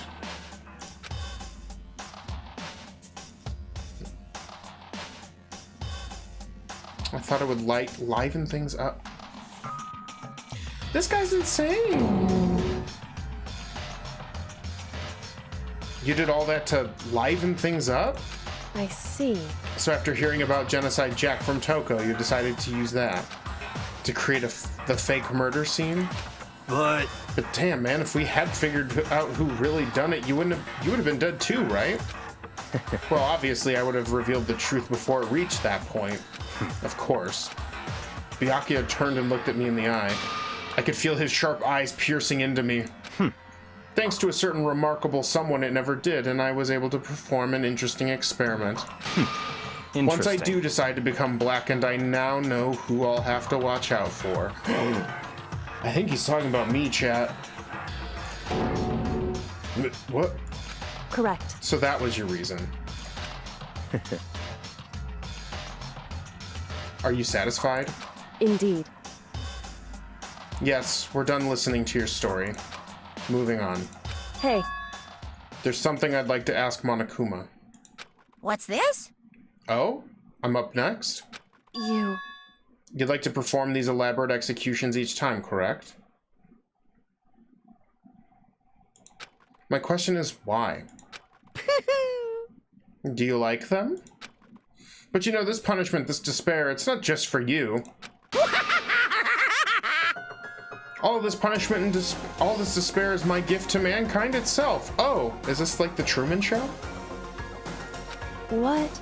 You're over-exaggerating. I'm not over-exaggerating. These punishments are meant to transform all hope into despair.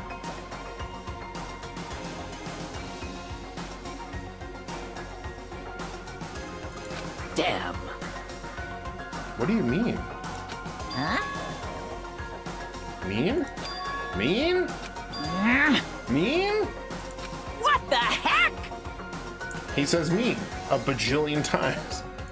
Damn it! Good grief, I don't understand why you have to pick apart every little stupid thing. Whatever, it doesn't matter. In the end, I'm going to stand alone as the victor, and then everything will be revealed to me. Ooh, how exciting! Ah, the noble son of a noble family. Truly, you understand me. I think this is the start of a terrifying friendship. That's enough. Shut up, I would never stoop to the level of a childish criminal like you. Let me just say this. After I've achieved the complete victory, you're up next. I'm going to find you and kill you, understand? In the name of my family. In the name of the Togami family, for which victory is a foregone conclusion. You're getting all riled up! Oh, so cool. It's like you're the main character of a video game or something. No trash mob for you. Oh. I swear, whatever it takes, I will kill you. Temper, temper. Sounds like someone needs a nap.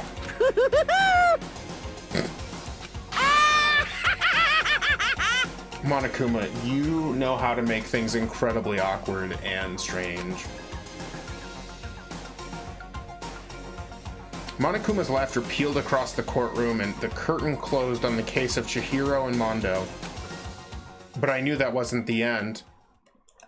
The killing game would still continue, because the mastermind wouldn't let it end. For those of us who were still alive, our worst fear and despair kept on multiplying. It was the kind of despair that felt like a blind puppy in hell had more of a future than us. Wow. He was the great poet. He just didn't know it.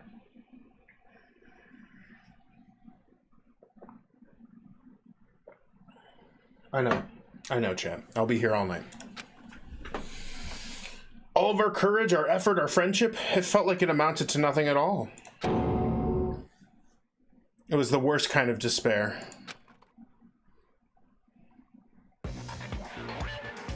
No, Nagito, stop it. Well, anyway, like I was saying, this is a pretty good spot. Yeah, a really good spot. What is going on? Anyway, isn't it amazing how that girl went and killed someone before things even had a chance to get boring? Once things really get moving, it'll be like a roller coaster. There won't be any stopping it. Fear and despair charge forward at a speed nothing can hope to match. But I must admit, I'm disappointed. I went to all the pain and effort of making you part of the group, and you couldn't play your part. Oh, this is the missing member? You do remember you were supposed to make the first move, right? Well, no biggie. Oh, no, if you're still here, see you later, man. I appreciate you hanging out and following. Nothing we can do about it now, so just do your best to make things more exciting from now on, okay? Okay. After all, that's what everyone wants to see. There's one thing I'd like to ask you. As long as you don't want to know my measurements, fire away. Who is it? The 16th high school student, I mean. Ooh-hoo. My, you really took me by surprise there. I know I said you could ask anything, but... Super denied, ultra denied, demonic denied! Because you see, that's my ace in the hole. Interesting. And nobody be dumb enough to reveal that, right? No matter how close they were to their friends.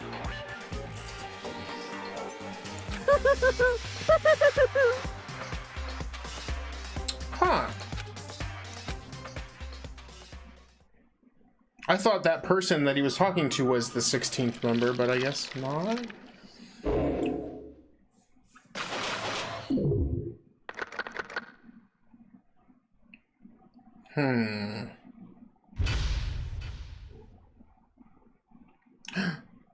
To be continued. Well, we made it. You've received the crazy diamond present. Oh, it's so sad.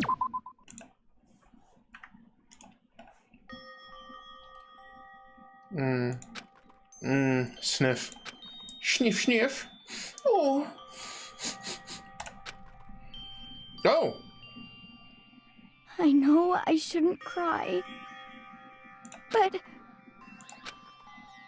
I've had enough. Oh no. I can't take it anymore. Oh no, she's gonna bite the Getting dust. out of here anytime soon. It's impossible.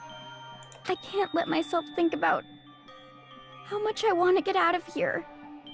If I keep thinking like that, I might decide to. Oh no.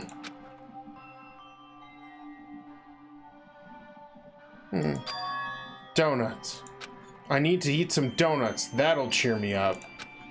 It's fair. Donuts are glazed donuts, twisty donuts, jelly donuts, cream-filled donut holes, melisadas. Is that how you say that? Okay. Oh, God of donuts, I'm praying for a wonderful encounter. Sniff. I'm sorry. Please forgive me for breaking the nighttime rule. But right now, for me, donuts are absolutely necessary. Grin. Huh? Huh? Huh? What's that sound? Oh, we gotta go. Sounds like it's coming from the bathhouse. No, I hate this. No. But... I'm super scared, but then run. Run! No! Is someone there?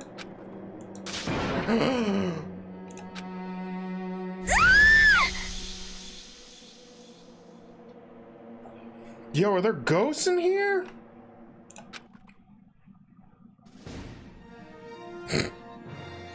The next generation legend, stand tall, galactic hero. The morning after the conclusion of the second class trial,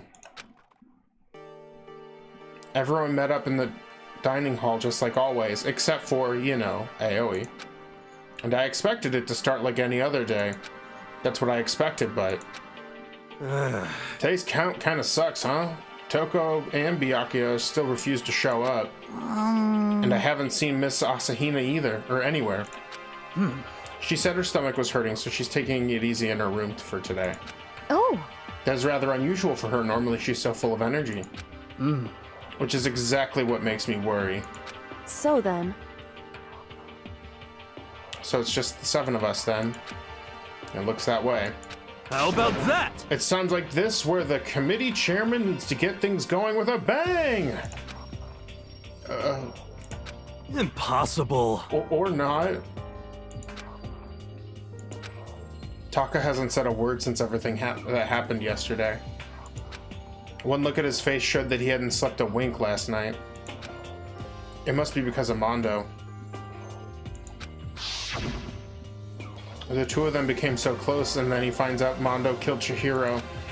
And then having to watch Mondo get punished and nothing he could do about it. Yeah, go eat, man. I feel that.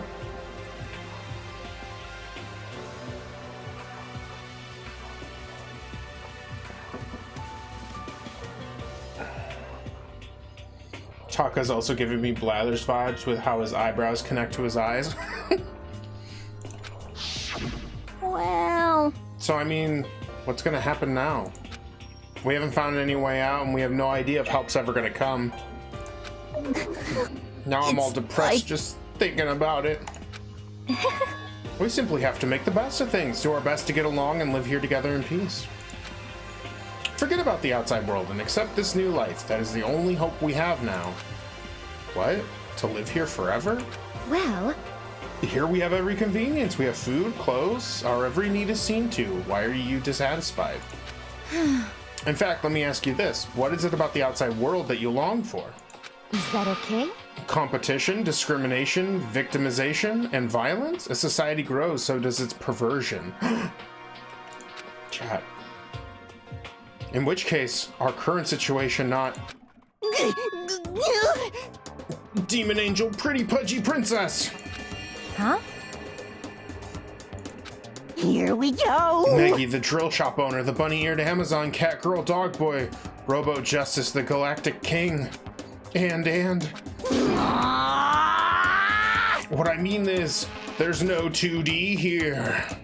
There is nothing to be done. The mastermind put such a base desire to their advantage, bending you to their will. Celeste be out here like we live in a society. Very true. You know? Okay, well anyway, since Taka's like catatonic, as the oldest one here, I'm officially stepping up to take the lead. So, we're all gonna work together and spend the rest of the day searching the school. Searching? I'm right? Well, I mean, since this class trial is over and all, Perhaps. there should be new places for us to investigate. Yeah, and that's the ticket. Maybe we'll find some kind of clue this time. Well then. Then once we're done eating, let's split up and begin looking around. Do you have any problem with that, Celeste? There may well be a discovery waiting for us which may further enrich our life here. Nope. No, the point is to look for clues. And just as we were starting to come together, she barged in and ruined the conversation. You called for me and so I appear. Ugh! Genocide! What? Nobody called for you. What the? How come it's Genocide Jill and not Toko? Yes! God, this place is just amazing! Finally a place where I can just be my murderous self. Which is why I've decided to stop holding back and spread my wings. No more hiding in a cave for me. Oh, man. Yeah, so I live in the society now, and this person turned out to be a serial killer, and it's weird. Mom, can you come pick me up? They're like murdering us here. Plus, I have another battle to fight. The whole killer with a split personality thing is so overdone. I gotta destroy that stereotype. You SOB! I'll fight all day and all night to murder those totally slanderous cliches. But you are a killer with a split personality. If she weren't here, my chances of survival would go up at least 10%. Come on, you gotta back me up here. Even the biggest stars need a little people to hold them up. Yeah, no. Totally normal. Normal high school. This is how high school was for me. Well, whatever else we do today, first we should eat. Can't do anything on an empty stomach. You're right, let's hurry up and eat so we can start our investigation and not look at Genocide Jill over there. Should we call you Jill, or do we gotta call you Genocide Jill the whole time?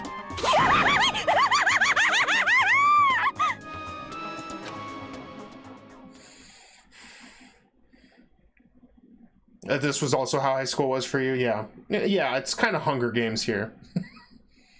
So we were forced to eat breakfast with a murderer, and after our much-needed but very annoying meal, we set out to work looking around the school.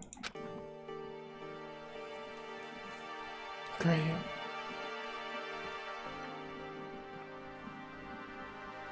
Has anything changed in this room?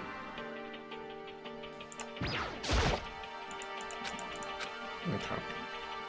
I need to check for coins. See?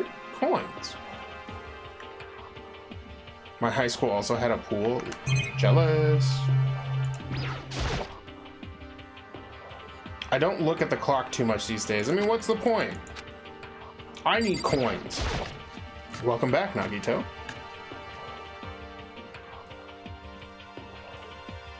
Has anything else changed in here?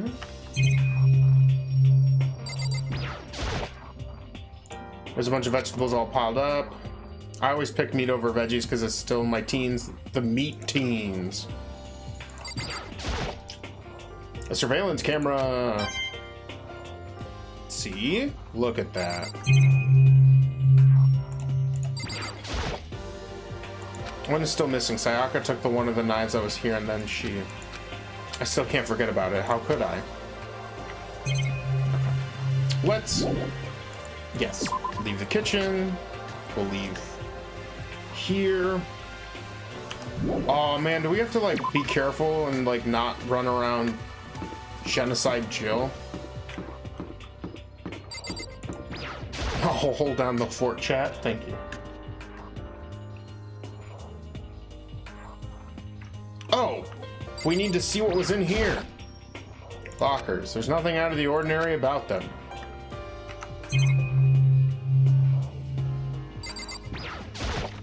There's an achievement for collecting 999 coins? I think I have 200. How many more cases are there? I mean, I know I'm only on chapter 3, but...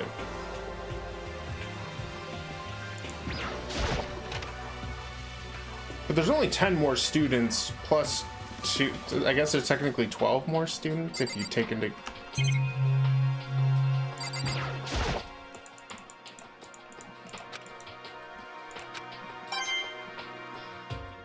Oh, I skipped through that, but there was actually some... The battle the two of them had here played its own part in what happened. Just stop it. There's no point in thinking about it now. Okay. There's 5 or 6 chapters. Okay, so we're doing pretty good.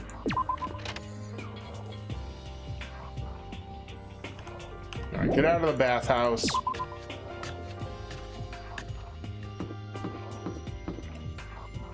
I have to make sure Genocide Jill's not around. 9 coins, 9 purses, 9 bears.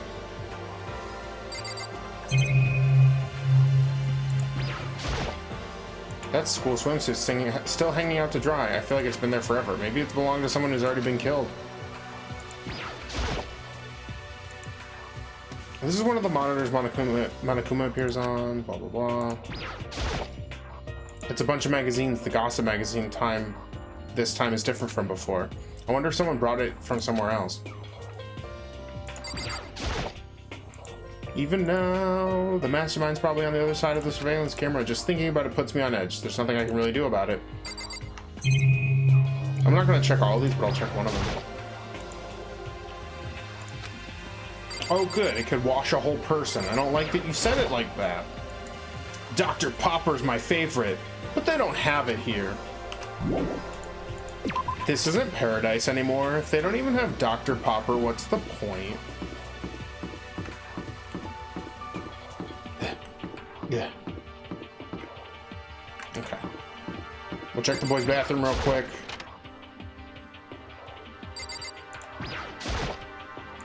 It's a fish tank. Thank you for the...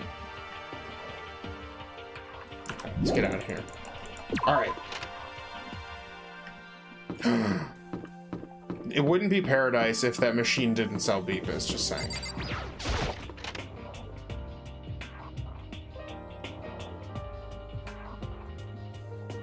It's kind of a shitty place for a camera.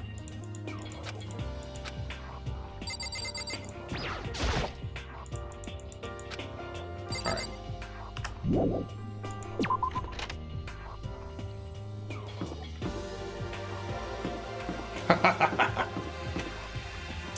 I don't think I took any damage on the first trial. Or do you have to do a trial that's not the first trial?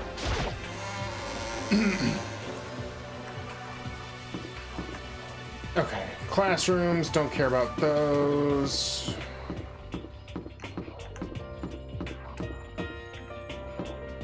The nurse. Why does the nurse have hearts? Ah, it's open.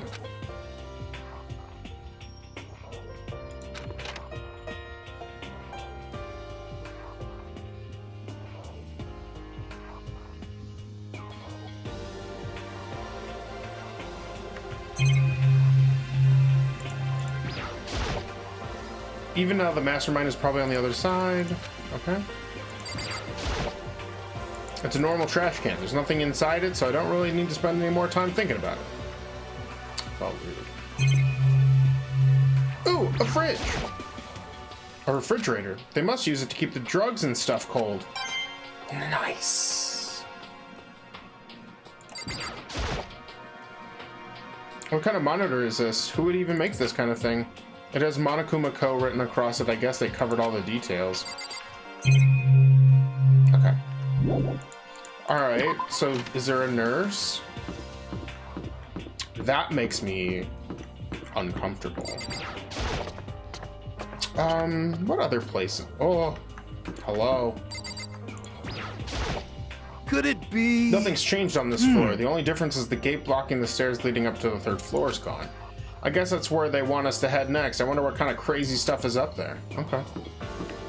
Was there any rooms that were blocked here initially? I don't think so.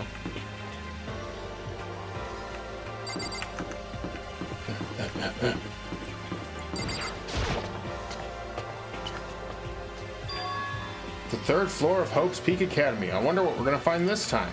What's up here? Drugs. The rec room.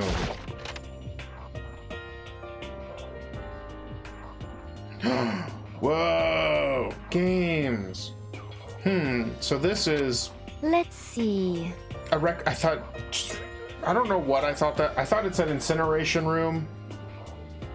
It's a rec room. A place for students to come and relax. I never would have imagined a school having a place like this. Well, no normal school would. It has Othello, shogi, even a dartboard and a pool table. And look at this. They have even provided us with a remarkable number of magazines. Isn't it wonderful? Those will certainly be helpful in keeping our boredom at bay. Listen up! Ring, ring, ring. Hello there. Allow me to expound.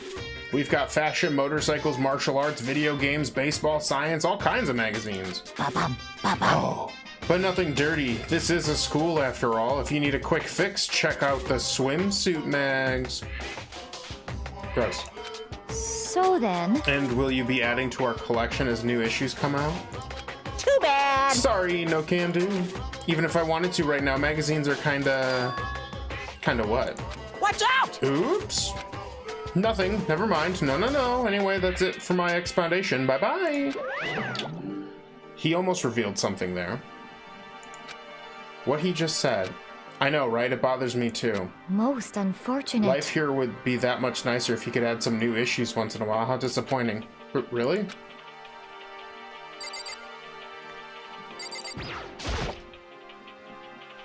There are all different kinds of magazines here on the shelf. They even have a bunch of monthly comics, but without getting regular updates, what's the point? Booze! It looks like some kind of bottle, but what the heck is it? Maybe it's just for decoration or something. A locker. It's a beat-up old locker. It doesn't seem especially important right now, so I don't need to open it.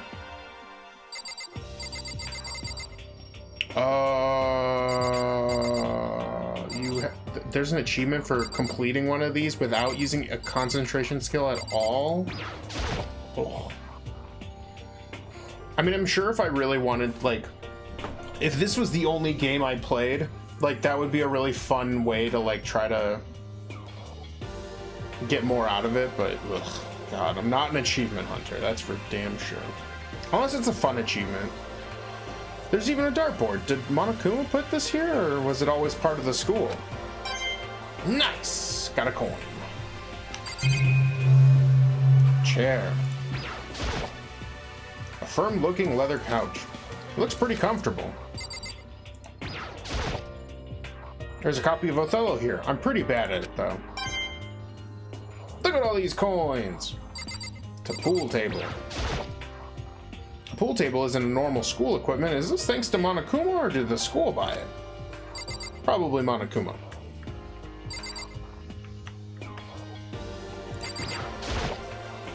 Assuming I make it out of here alive, I'll never look at a surveillance cameras the same way again. That's fair. Correct. This is the PC version of Danganronpa. These monitors really are everywhere. There's not much point in worrying about it now. I should try to just forget about it. Let's talk to Celeste. There is nothing to be done. It is rather unfortunate about the magazines, but still, I do believe our lives will improve significantly thanks to this little hideaway. Or it'll become a murder scene. Okay, so we got the rec room, we have those... maybe we should check the classrooms out.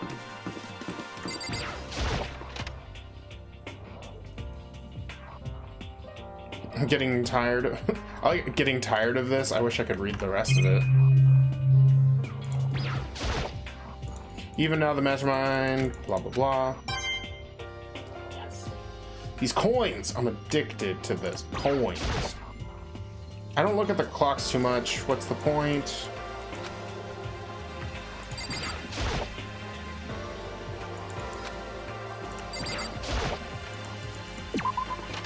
Okay.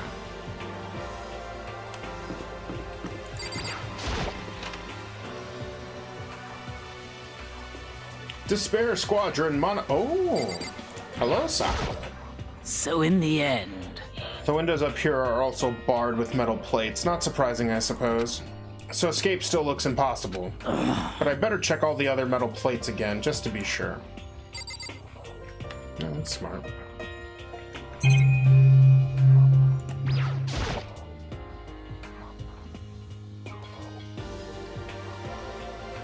Just like everywhere else, the windows in this classroom are all blocked off with pieces of metal. Assuming we make it out? Okay.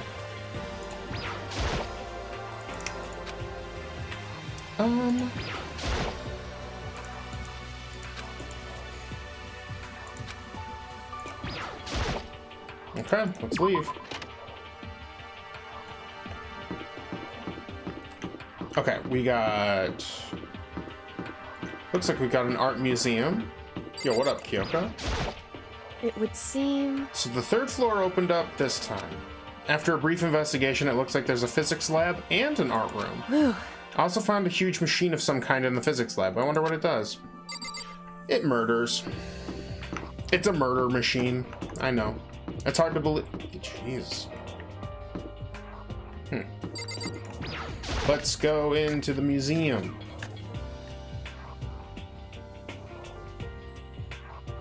At first glance, this looks like any normal art room. But something about it seems off for multiple somethings. Well, look at all this equipment. It certainly scratches that artist itch of mine. Art supplies, of course. But they've also collected all kinds of sculpting tools. So, Hifumi, do you like sculptures and figures and stuff?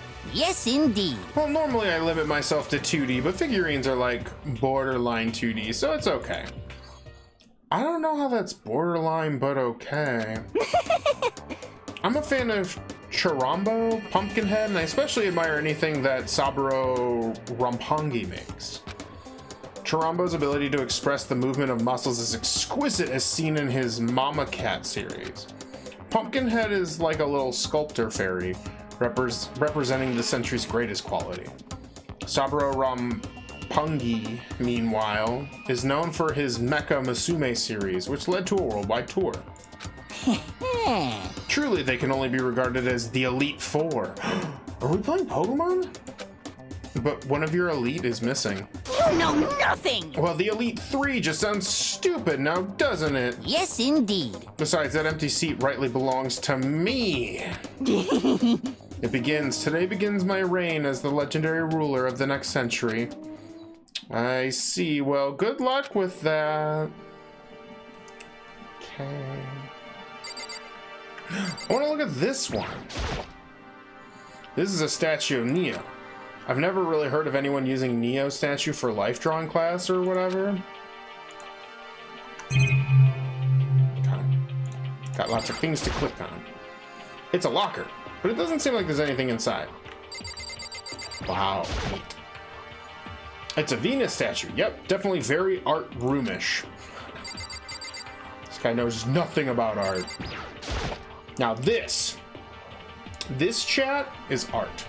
I don't know what you thought art was, but this is art. Is this a statue of Monokuma? Who would ever want to make something like this? Still, the quality is surprising. Of course there would be a coin. Okay. Even here there's a surveillance camera.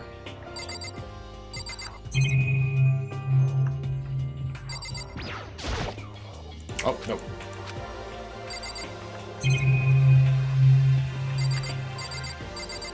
I want to look at the wall. There are paintings lining the walls. Is this really art? Just looks like a bunch of crappy graffiti to me.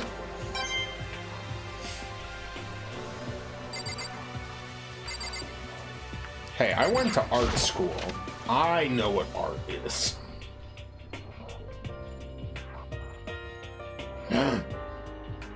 This is the repository that's attached to the art room. It's used to store different artsy things. What is this? There's something on the floor. It looks like a picture, but as I stretch out my hand to pick it up, almost as if on its own, my hand froze. Huh? What I saw in that picture was Chihiro, Leon, and Mondo. And they were smiling? What is this? Questions started racing through my head one after another. Why is it only these three people? What are they doing together? How come they're smiling like that? When was it taken? Who took it? Where's the camera they used? How did they get it developed? And in the picture, the window in the classroom, there's no metal plate covering it. Which must mean wherever this picture was taken, it wasn't here at Hope's Peak. But there was no time to find an answer. All the questions floating around my head were quickly drowned out by... Of course. That's mine! Give it back! Monokuma appeared out of nowhere and snatched the photo, and any chance I had at answers? They're gone. Ha! You peeked, didn't you? Well, they all had some pretty dazzling smiles, huh? Isn't that wonderful? They were definitely living their school life. It's like they ripped a page right out of the book of youth. What's going on with that picture? Do you know? I'm not telling you nothing. Why can't you give me a straight answer? Never mind, I don't even know why I bothered asking. Monokuma is just a big old dickle. There are wooden mallets hanging on the wall. If I had to guess, I'd say they use them for making sculptures. Oh, nice. What's the project for? Pumpkin pie, right? A dolly. They must have used it to move all these statues around. And of course, there's a monitor in here too. The mastermind is thorough, if nothing else. There's not much point in worrying about it now. I should try to forget about it.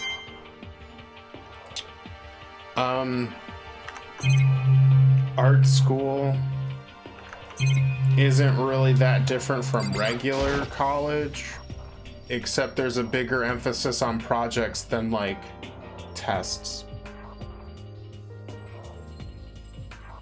You're also also true. You're probably more sane student for not going to art school. Okie dokie. Let's get out of this repository. Do we talk to Hifumi? Well, look at all this equipment and certainly... Oh, okay, yeah. It's probably the first thing we do. Okay. Science lab. Oh, and there's a fourth floor? No. Can't wait to be murdered again. Ah, yes. The physics room. Oh, okay. This is the physics lab. It's less like a classroom and more like some kind of research institute. Hey, Taka, don't you think this place is like some kind of research institute? Still no reaction. Man, he's got it rough. What's up with this ridiculously big machine? Watch out! What? You want to do some quantum leaping? Can I time travel? Huh? Phew. That's a time machine. Pretty awesome, right? It was designed by a student right here at Hope's Peak. The ultimate physicist, although they don't go here anymore. They died during the tragedy. A time machine? Seriously? So it can go back in time? Okay, then let me get in there. If I can go back to the past, then I can... This time I'll stop Mondo for sure! Oh, sorry, not possible. This particular time machine can only go back 1 minute. Comes in handy when you, like, leave your pizza bagels in the microwave 1 minute too long. 1 minute? What? You sound disappointed. But actually, I was lying about the whole thing anyway. There's no such thing as time machines. What? Hey, Honestly, it's just an air purifier. I don't believe you, but... Air purifier? In other words... It can produce clean air no matter where you're at. With that thing, you could even live on Mars. Oh my god, are we in space? Are we in space? But with that, but what with the discombobulating gravity and deadly low temperatures, you probably don't want to live on Mars. You guys? Anyways, this machine is the reason you all have you have all this delicious air. Scott Bakula. Maybe he's the 16th. He's the 16th student. So don't go messing with it. You break it and it's your butt. This thing is just an air purifier, and more than that, to go out of your way to say something you know will hurt someone who's already suffering. God damn you. Nice. Got a coin. That's what I'm really about.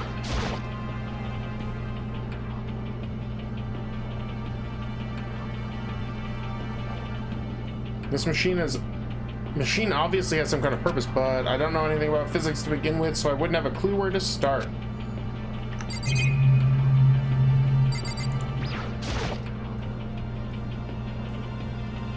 They must use these for physics experiments and stuff. There's materials, pulleys, steel plates, magnets, and all kinds of stuff I don't even recognize. We almost have 100.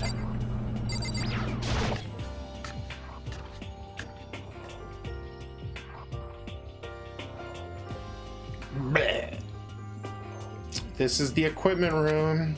It's super disorganized and there's a strange chemical smell in the air.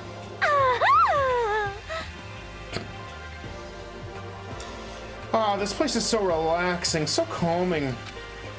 The smell of formaldehyde is almost unbearable. I'm getting seriously excited! It's so tempting. I just want to dunk myself right in.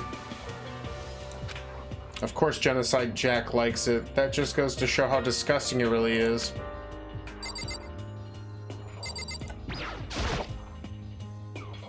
Pendulums, wheels, rail segments, all the equipment is scattered all over. They all covered in dust too. They obviously haven't been used in a long time.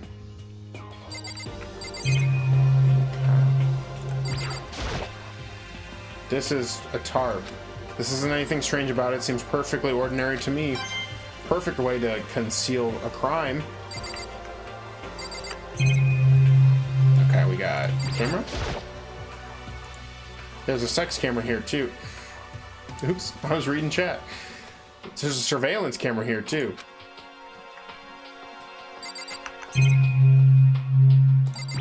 I hope it's not a sex camera. That would be bad. There's a bunch of files here, probably old lab files of research data. That's gonna haunt me forever now, isn't it?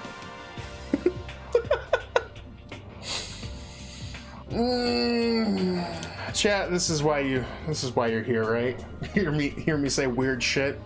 There's a monitor here too, but what's the putting one here?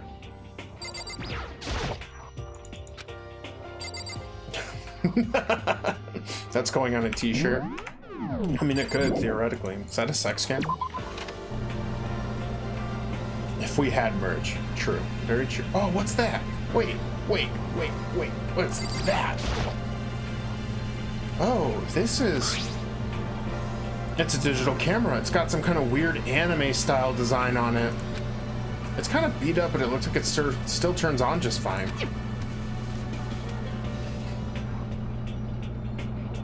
Oh... Yep, it still works. I'll show the other. I should show the others later. I discovered lots of stuff and it was all strange, but I don't know if any of it was an actual clue. I'm just getting more confused. Maybe I should head to the dining hall and talk about it with everyone else.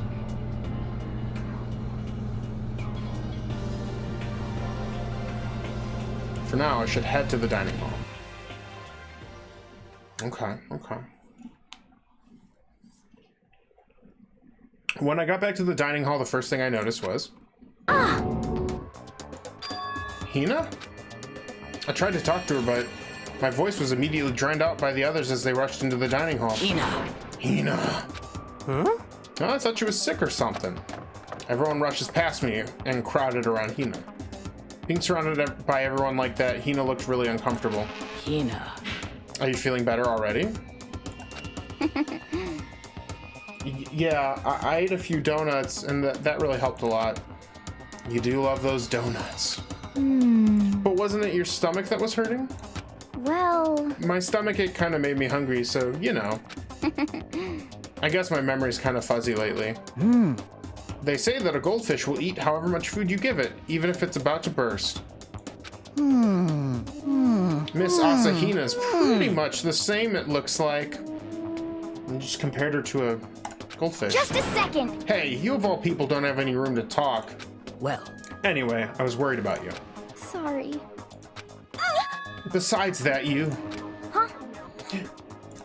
Jeez, your knockers are huge! What the heck, did you convince them to double up on milk production?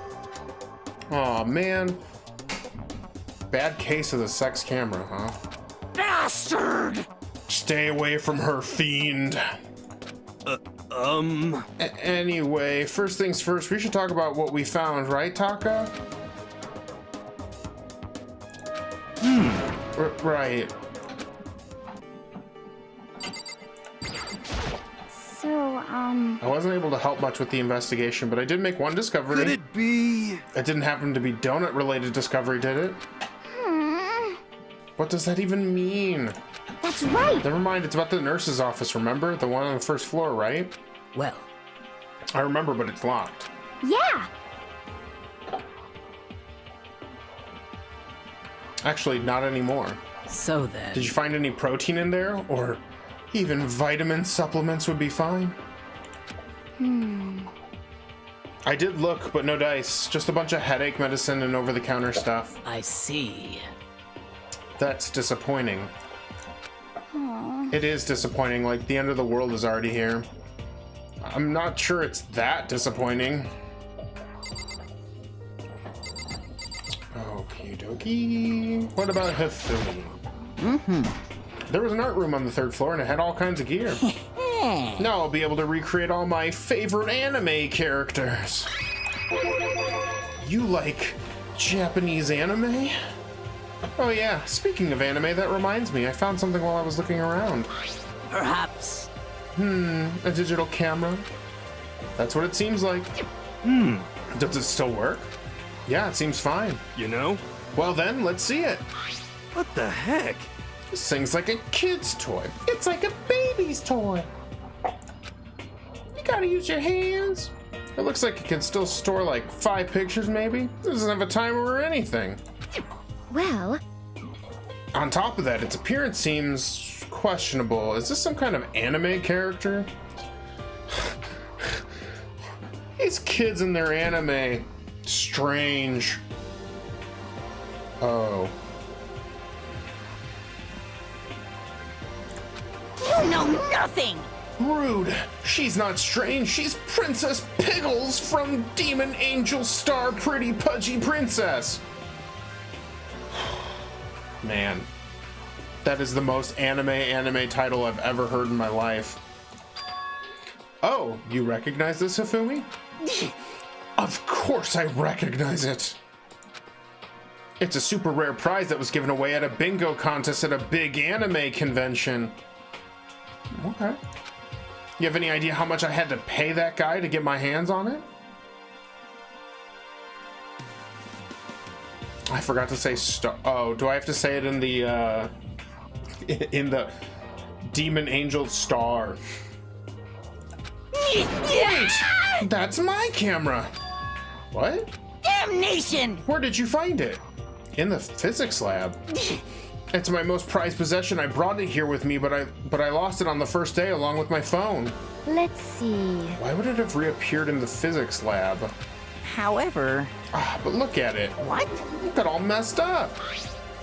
Like when someone steals a sticker from your collection or you buy a secondhand shirt. Well, that's it. Huh? That's it? It's not mint condition. I don't need it anymore. Unforgivable! But weren't you just saying how much it meant to you? I'm so confused. Then may I have it? I might be able to find some sort of use for it. If any of you would like to borrow it, please feel free to ask. Well, I can't really imagine any of us going to need to take any pictures or whatever. Yeah, true. Just gave her a tool to use for murder. I searched the entire 3rd floor, but all the windows in the halls and the rooms were blocked off. I wish they'd give us the rest already. For serious, give me back my bright blue skies. Just forget about it. Impossible. You make it sound like I dropped a nickel or something. Just to be sure, I went from one end to the other, testing each metal plate. None of them budged. So in the end... It would seem escape via the 3rd floor is as impossible as we feared. I see. Let's talk to Genocide Jill. Yes, yes. The long road to maidenhood begins with a single step. That road may begin with only wrinkly old men, but it will end with the strapping young, adorable boys. Chat, what the fuck does that mean? What the hell are you talking about?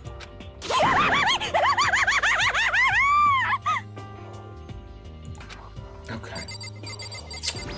Let's talk to Kyoko. There was a rather remarkable physics lab on the 3rd floor. In the middle of the room, there was a machine bigger than anything I've ever seen before. Oh yeah, apparently it's an air purifier. Huh? What's something like that doing there? Is the device really that big? I really don't get it. I mean, I'm not talking about young, cute boy. Hey, look, don't put young, cute boys on my plate. This is Genocide Jill. Oh, I just remembered I saw Byakuya a little while ago. What? You SOB! Where was he? What? You're kind of scaring me. Where was he? I like how her tongue's getting longer the angrier she gets. Is she a snake? He was in the locker room. He had a huge stack of books he must have got from the library. No. So that's where he was hiding. I won't let him get away from me.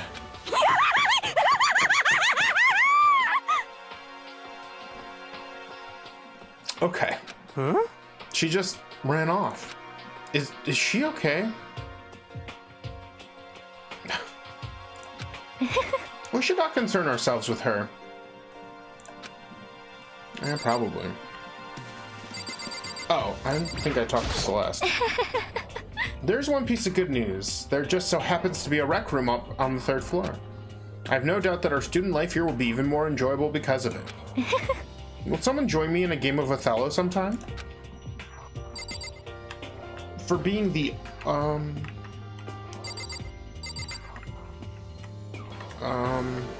here we go. It's no use. Okay, I've heard what everyone has to say. So now it's my turn. Hey, can I tell you guys something? I found something that's kind of been bothering me. What? What is it? I found this weird picture in the repository. Apparently, Monokuma took it. Huh? A weird picture? You mean like dirty?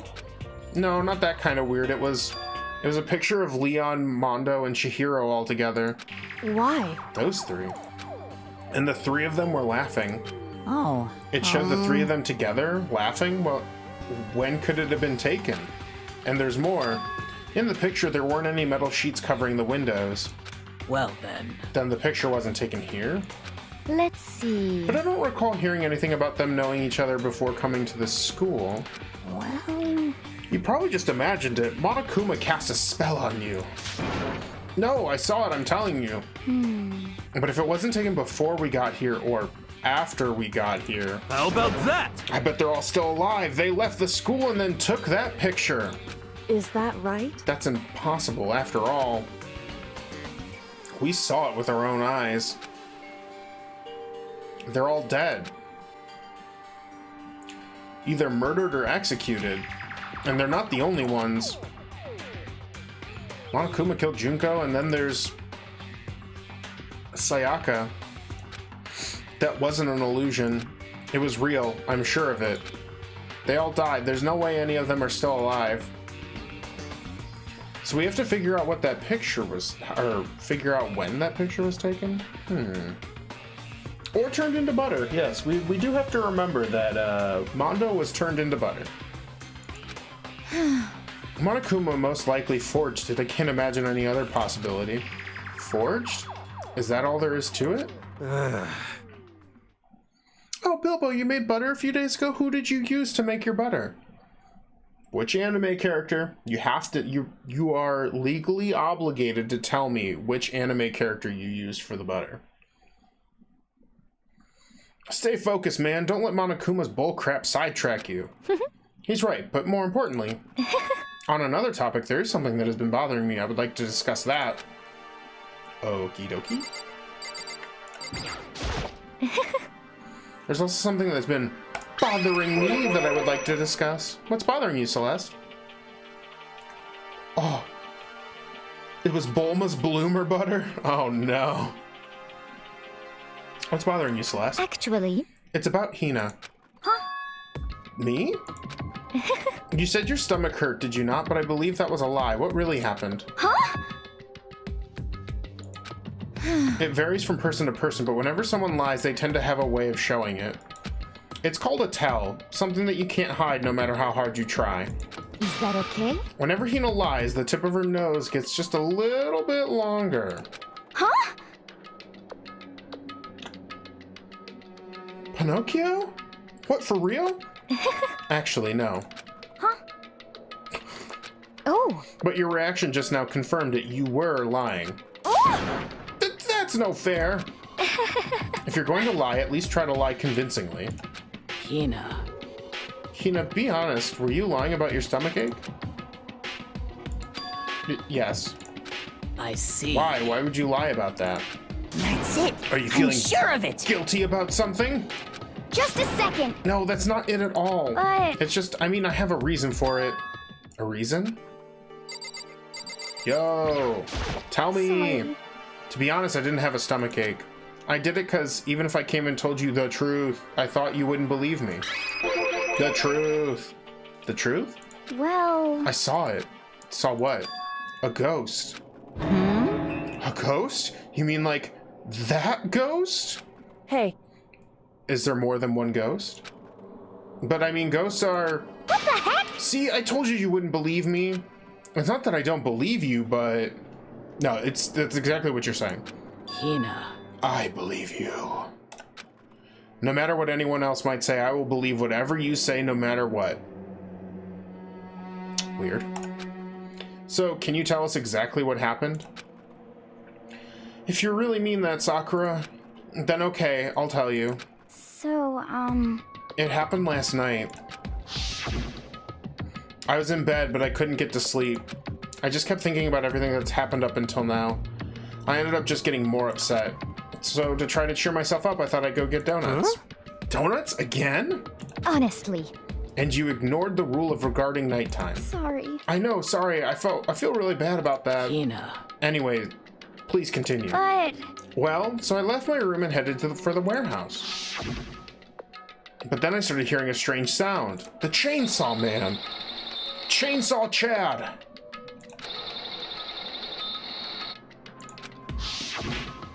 Well... A second serial killer who kills people with chainsaws. It was coming from the direction of the bathhouse. So I headed that way. The locker was halfway open, so I took a look inside. And I saw a human shape surrounded by a pale green light. There's no doubt who it was. It was Chihiro. Say what? Kia! Oh no!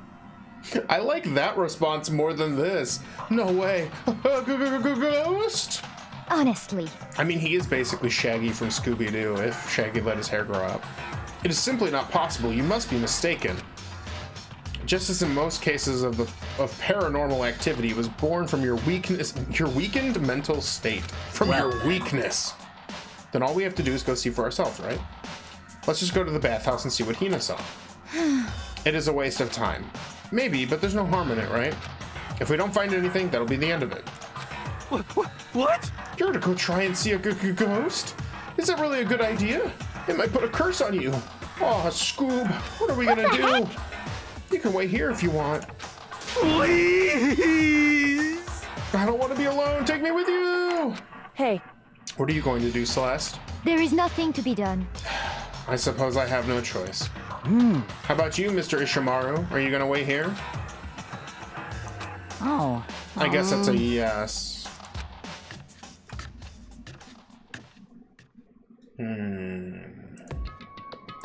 So, It was right here. I saw it right here in the dressing room. I'm getting goosebumps. Come on. Come La on. la, Cthulhu Fathong. Shut up. What if he actually shows up? What if Cthulhu just showed up? That would be very anime. Hina. Oh, but then Cthulhu would be cute. Hino, where was it you saw Chihiro's ghost? well, Well, I heard the sound when I opened the locker. I saw a kind of pale outline of Chihiro. We must look at this. No, not... Oh, okay, cool. Oh, cute Cthulhu? Yes. Oh, Cthulhu dating sim? Is this the locker? There's something in here. Oh, it's a laptop. Huh, inside this locker is a laptop? What's something like that doing in here? Hey, I remember seeing this. Oh, that's right, I saw it in the library before. It looks like a laptop. The laptop looks pretty old and it's all covered in dust. so... It's broken. I tried pressing the power button earlier, but nothing happened. It's broken, huh? Too bad. But how did the laptop get from the library to here? It would seem... And I guess it's in sleep mode, but the power is definitely on. Huh? But I thought it was broken. I would bet that Chihiro fixed it. After all, he was known as the ultimate programmer. Then perhaps... More importantly, Hina, you said you saw a green light, yes? The pigeon dating sim? Hatoful boyfriend, you mean? Yeah, we could. As long as it's not inappropriate. I'd have to check. Surely you did not mistake the light of the monitor for a ghost. I'm surprised you were able to dress yourself in the morning. Oh man, if I had the loves clueless girl attribute, I would have fallen in love big time just now. I'm so glad I don't have it.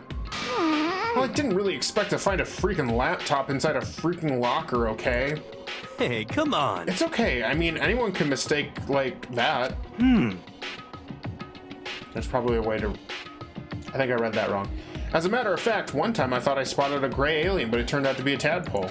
what are you saying? Don't compare what happened to me to one of your stupid delusions. Don't be mean. I was just trying to make you feel better. What if I get all depressed forever now? But listen, isn't this really strange? What is this laptop doing here? In other words... Maybe someone hid it here. But...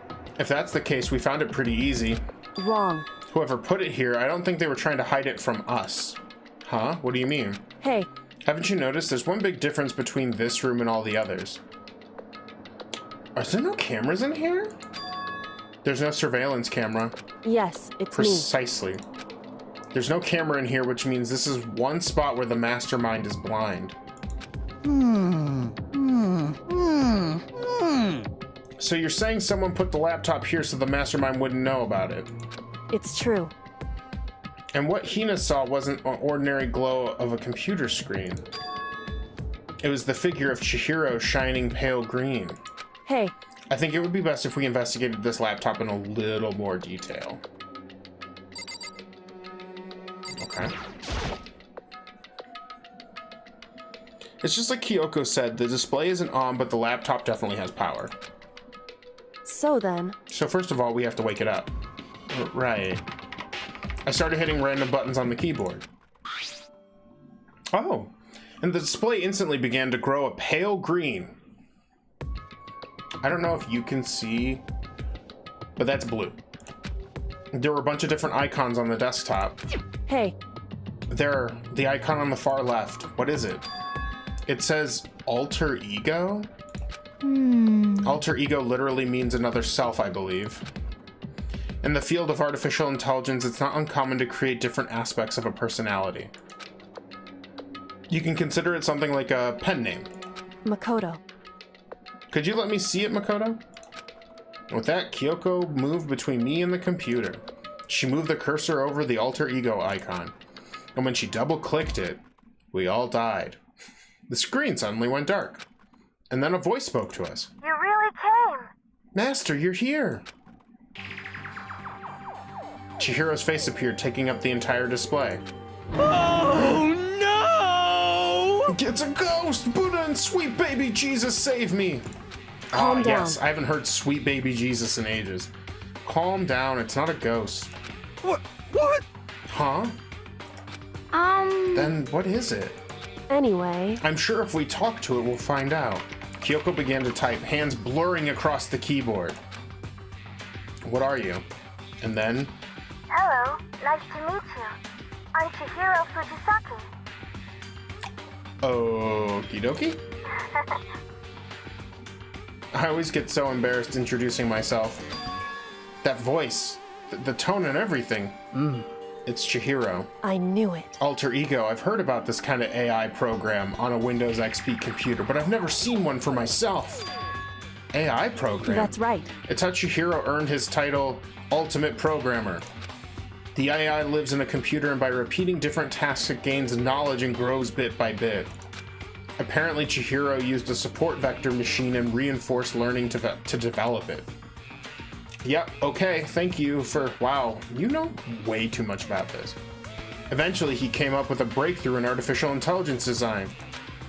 Support vector machine?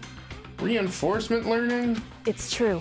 To put it simply, it's a learning method for computers. If you want to know more... That's it. Just I'm Google sure of it, okay? In other words... That's a good amount of technobabble. But if this AI continues to grow, it'll become more than just a piece of software to help people. Some say that an AI like this may someday replace people.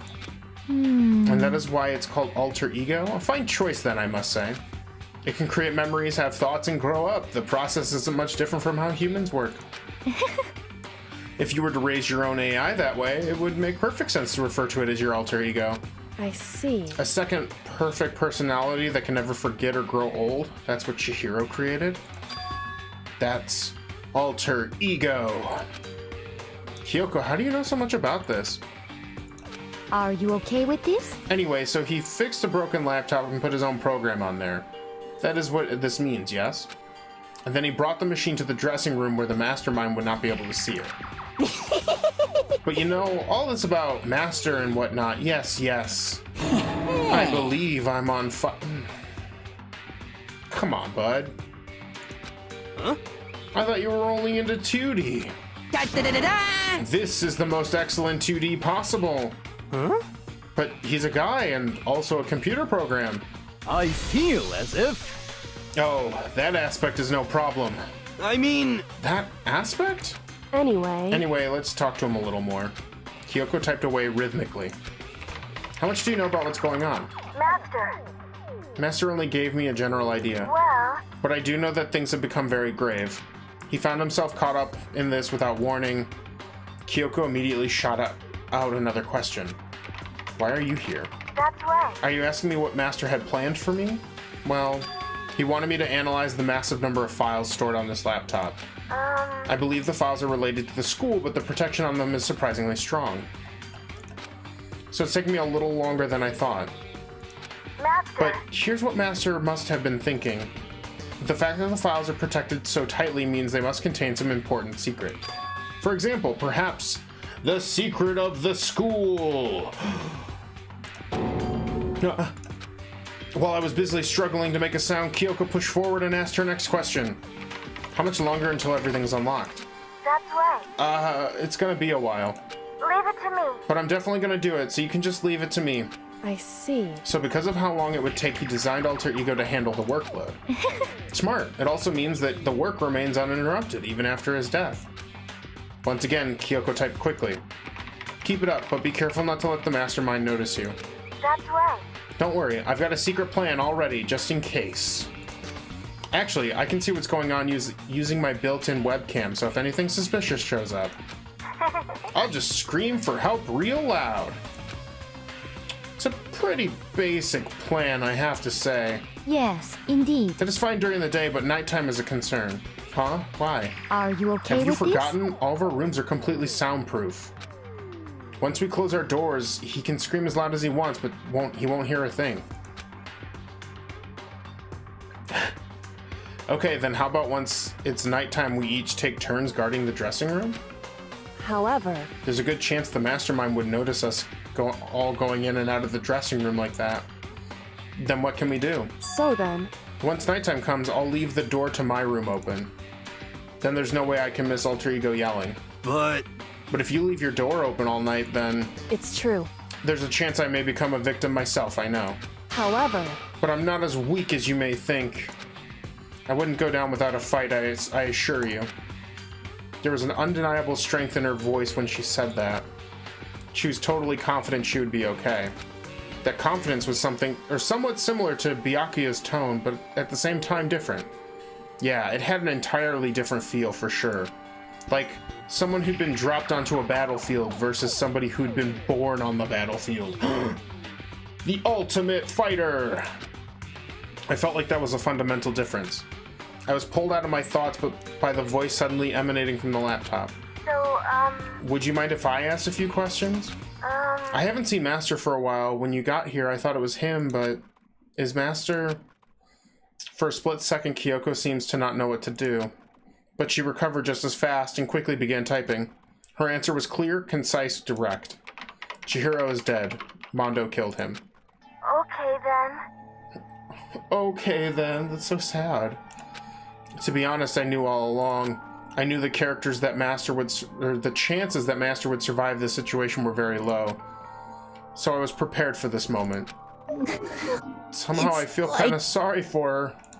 I can't even imagine how it must feel to lose your other self.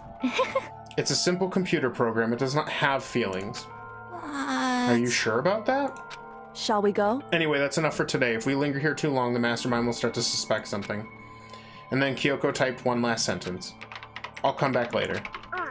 Yes, please do. It's a promise, okay? Bye-bye. The AI seemed totally different from when we first arrived. He seemed upbeat. Was it just because he was following his programming, or could he have actually been worried about us? Could it be... Herm. What's wrong, Hero? You know? Oh, nothing. I was just wondering if we might be able to get this laptop online. Then we could call for help from the outside. But this is just a dressing room. I don't think we can get online from here. Well? Well, if we take it out of here and find somewhere that does have online access. That's way too dangerous. The mastermind would find out in no time. That's a terrible idea. Don't put it online. Oh, yeah, true. Indeed. This is no time for taking needless risks. For now, I'll monitor the progress of the file analysis. I'm confident we'll uncover some kind of clue once it's finished. This feels like a detour more than anything else, but I suppose it can't be helped. Of course. Well, for now, all we can do is wait for Alter Ego to finish his work. You know? So, should we get going? It's true. Indeed. Goodbye. We'll be back, I promise. Come on, Hifumi, let's go. I suppose. Okay. And we all left the dressing room. As soon as we were out in the hall, Hina let out a joyful shout. Isn't it awesome? I ended up doing something totally awesome, right? And as if he'd been waiting for his cue. Dun da da da! Hina has gained enough experience to level up. What's the matter? So, what was this awesome something? Monokuma! What the heck? Y'all seem in remarkably good spirits. Did something happen? No, nothing in particular. Oh, keeping secrets? No fair. I demand an exclusive interview. Denied, denied, super denied. What the heck? Yeah, just because you demand something doesn't mean we have to do it. Say what? Do it? You mean like, do it, do it? Monokuma, come on. Huh? Wait, what? What do you mean by do it, do it? Disgusting. Ew, gross, you said do it. Just the worst. What? You said it first. We were just talking about going to the bathhouse. We have not had a chance to relax in some time. Huh? But unfortunately, the bathhouse is not divided into men and women sections. So we decided to do rock, paper, scissors to decide which group would go first. Hina won the match for us, and that is why we're all so pleased. Huh? Yeah, that's right. Speaking of which... Okay, boys, why don't you head back to the dining hall or something? We're gonna take a nice long bath. Hey, come on. Aw, geez, what are you gonna do, right? We lost fair and square. Y'all are liars. Well, ladies, shall we go? Celeste didn't hesitate coming up with a ruse, and her poker face didn't even flinch. So she and the other girls headed back to the dressing room.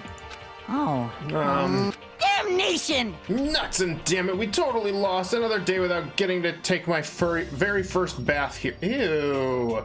You haven't bathed yet?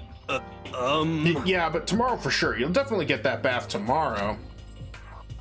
Okay, so should we head back to the dining room hall now? Hey! Hold on! Hey! Something strange here. Very strange. Strange? What do you mean?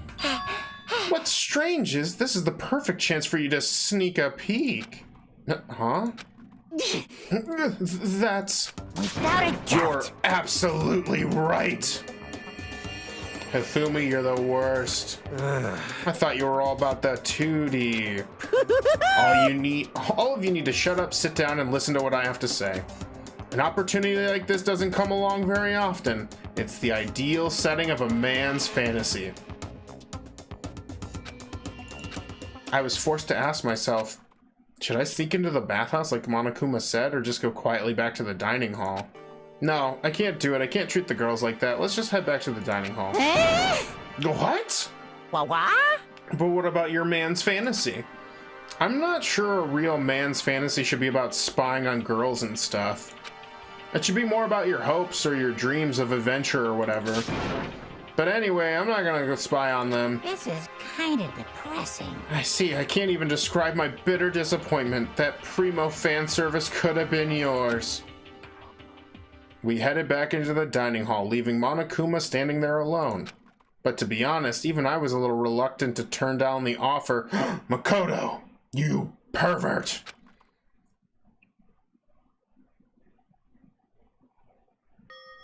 Fantasy, my fantasy! So I guess you dig the real thing just like any other guy, huh? The only reason I care is because it's good reference for creating figurines. A real live woman is useless to me, but looking at their naked form might be okay. Maybe. No way. If the girls heard you said that, we'd all be dead meat for sure. Meanwhile, we heard the buzzing of busy voices growing louder. The girls had finished their baths and joined us in the dining hall. You got it! Aw, man, what a nice bath. This is fine. Getting a chance to stretch out and relax after all that time sure was pleasing. Indeed. Indeed. Of course. Normally, after a long bath, I like to make myself a nice protein coffee, but... Sorry, no time for that. So in the end... That's what I figured. Huh? Huh? Actually... We were just saying in the bath how it was about time for you to get up to something. Because... After seeing how happy we were, an evil little monster like you would never let that last for long. You're all so terrible to me. My entire existence! Everyone's so cold and mean, even after I got presents for you all. Presents? Well now, well now, well now, Oh, well have now. I got your attention? Then let's get ahead to the gym, where your presents await. See ya later! No questions, no dilly-dallying. Get a move on and everything will become clear. Oh. What is this? What are you scheming at this time? It would seem... He's probably going to repeat the same thing again. Providing us with a motive to get things moving. Huh? Again? I don't want to. I don't want to do this anymore. Me either. I'm like totally traumatized. However... It's okay. We have alter ego. I'm sure he'll find something that'll help us. So for now... Correct. We have to just endure it, come what may. You're not gonna let me move to the gym? With heavy feet, we made our way to the gym, but when we arrived, there was already someone waiting for us. What? To be kept waiting by the likes of you, rest assured if we had access to firearms, you'd all be dead. Byakuya, did you get here early? Did you forget how to walk? Is that why you're late? It's simple. Right foot, left foot, right foot. Same as always, I see. Her, on the other hand. What the heck? Oh, she's back to her Debbie Downer self, huh? I heard what sounded like a sneeze and she was back to her old self. So now she goes from manic to depressive whenever she sneezes? Seems kind of late to add that into the mix. What the heck? Why does everyone keep making fun of me? I hope you all win the lottery and get hit by a bus. Damn, alright. So when you want to say something mean, then you can talk, huh? Well. Anyway, it looks like everyone's here. So then... Which means... Oh. Is Monokuma gonna give us a gun?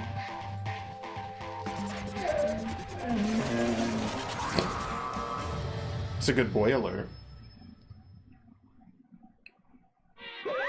You guys? It looks like everyone's here, so then let's get started. What? Come on, out with it. What kind of motive do you have prepared for us this time? However... Whatever you subject us to, we will not break. Okay. Yeah, that's right. We're not going to lose to you ever again. Come on! You don't have to get so defensive. Calm down. I've decided to change things up a bit this time. Up till now, I've been using the whoosh of the north wind to get you all moving. But sometimes you gotta use the sun to light a fire under someone's butt. Without further ado, I give you this! $10 million! Oh! I've prepared this graduation present for whichever lucky student makes it out of here alive. Oh. What do you think? It's 10 million bucks! 10 million smackaroos! Okay. It's like totally wowie, wow, am I right? That's pretty cool. So that's the motive you've prepared, is it? $10 million is... It's not nearly enough. It's true. When it comes to motives, money certainly is the gold standard, so to speak. Whether it's a mystery novel or the real world. But... What are you saying? There's no way we'd kill each other for money. Of course. She's right, you can't simply purchase a person's life. You could say 10 million or however much, I don't give a crap, for serious. Yeah, they're all right. Whether it's 10 million or any other amount of money. No, not even just the money. From now on, no matter what you do, we won't kill our friends. And that's when all the anime kids murder each other. Come on, stop trying to act tough. I can't wait! I can't wait! The important thing is to live a pure and moral communal life. Monokuma disappeared, leaving his words on stage along with the massive sum of money. There's nothing to worry about, right? Nobody would kill a friend for money, right? Have you so quickly forgotten the lesson from the last time? You can't judge others by your own standard. Yeah, there might be someone here who's having money problems. Personally, I've earned over $1 million from my gambling efforts. My life is comfortable. I'm telling you! Hifumi, what about you? You know nothing! I'm a super popular content creator. I don't have any problem making enough to buy my comics and DVDs. Then... Hey. Just stop. Pressing others about their personal finances is ugly. Ugly? Don't worry, either way, whatever's gonna happen will happen without warning. That is the nature of this game. Ding dong, bing bong.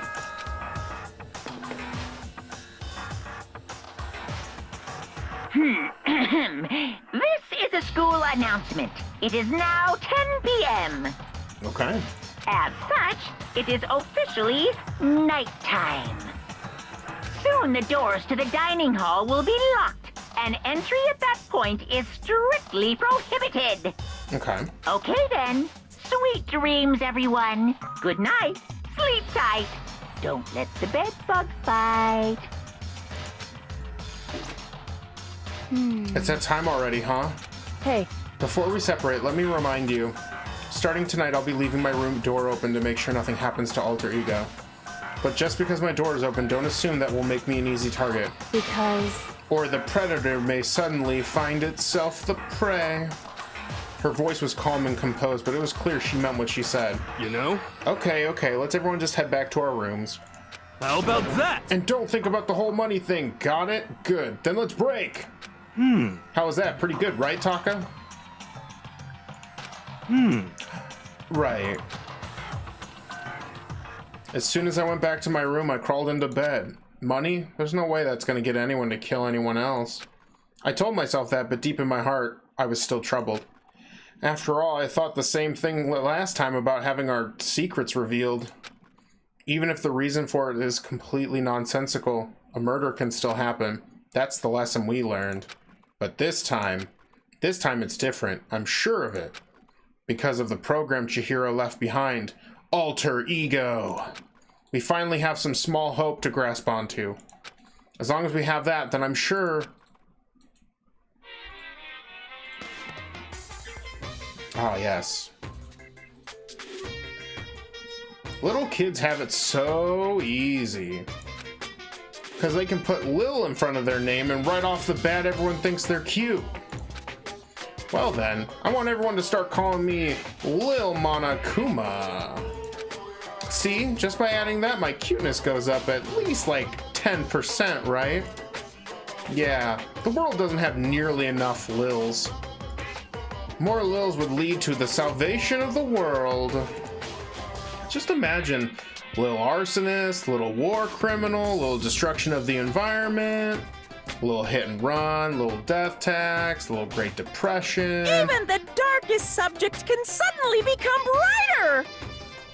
Our dreams are expanding, ding ding!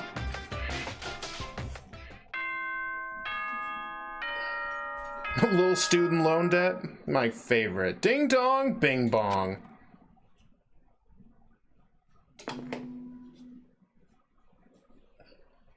Good morning, everyone! It is now 7 a.m. and nighttime is officially over. Time to rise and shine! Oh, thanks, Monokuma. You're Get so ready nice. to greet another beautiful day! Well then, I guess I should head to the dining hall.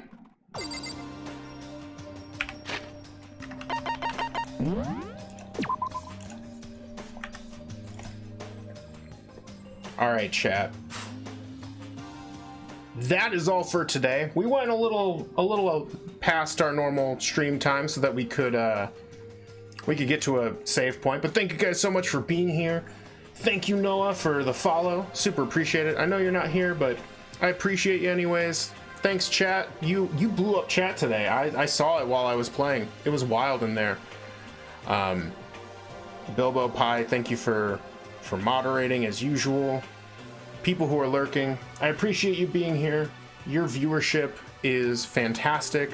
I never thought I would get to, you know, do this for fun and have so many people hang out and enjoy. So thank you guys so much. If you haven't followed the channel yet, why don't you hit that follow button so you know what I'm doing all the time, because we do a bunch of stuff here at Fandom Roulette. It's kind of a rotating it's a rotating channel. We do a bunch of different variety stuff. So following the channel helps support me, but also keeps you, you know, informed on when things are happening.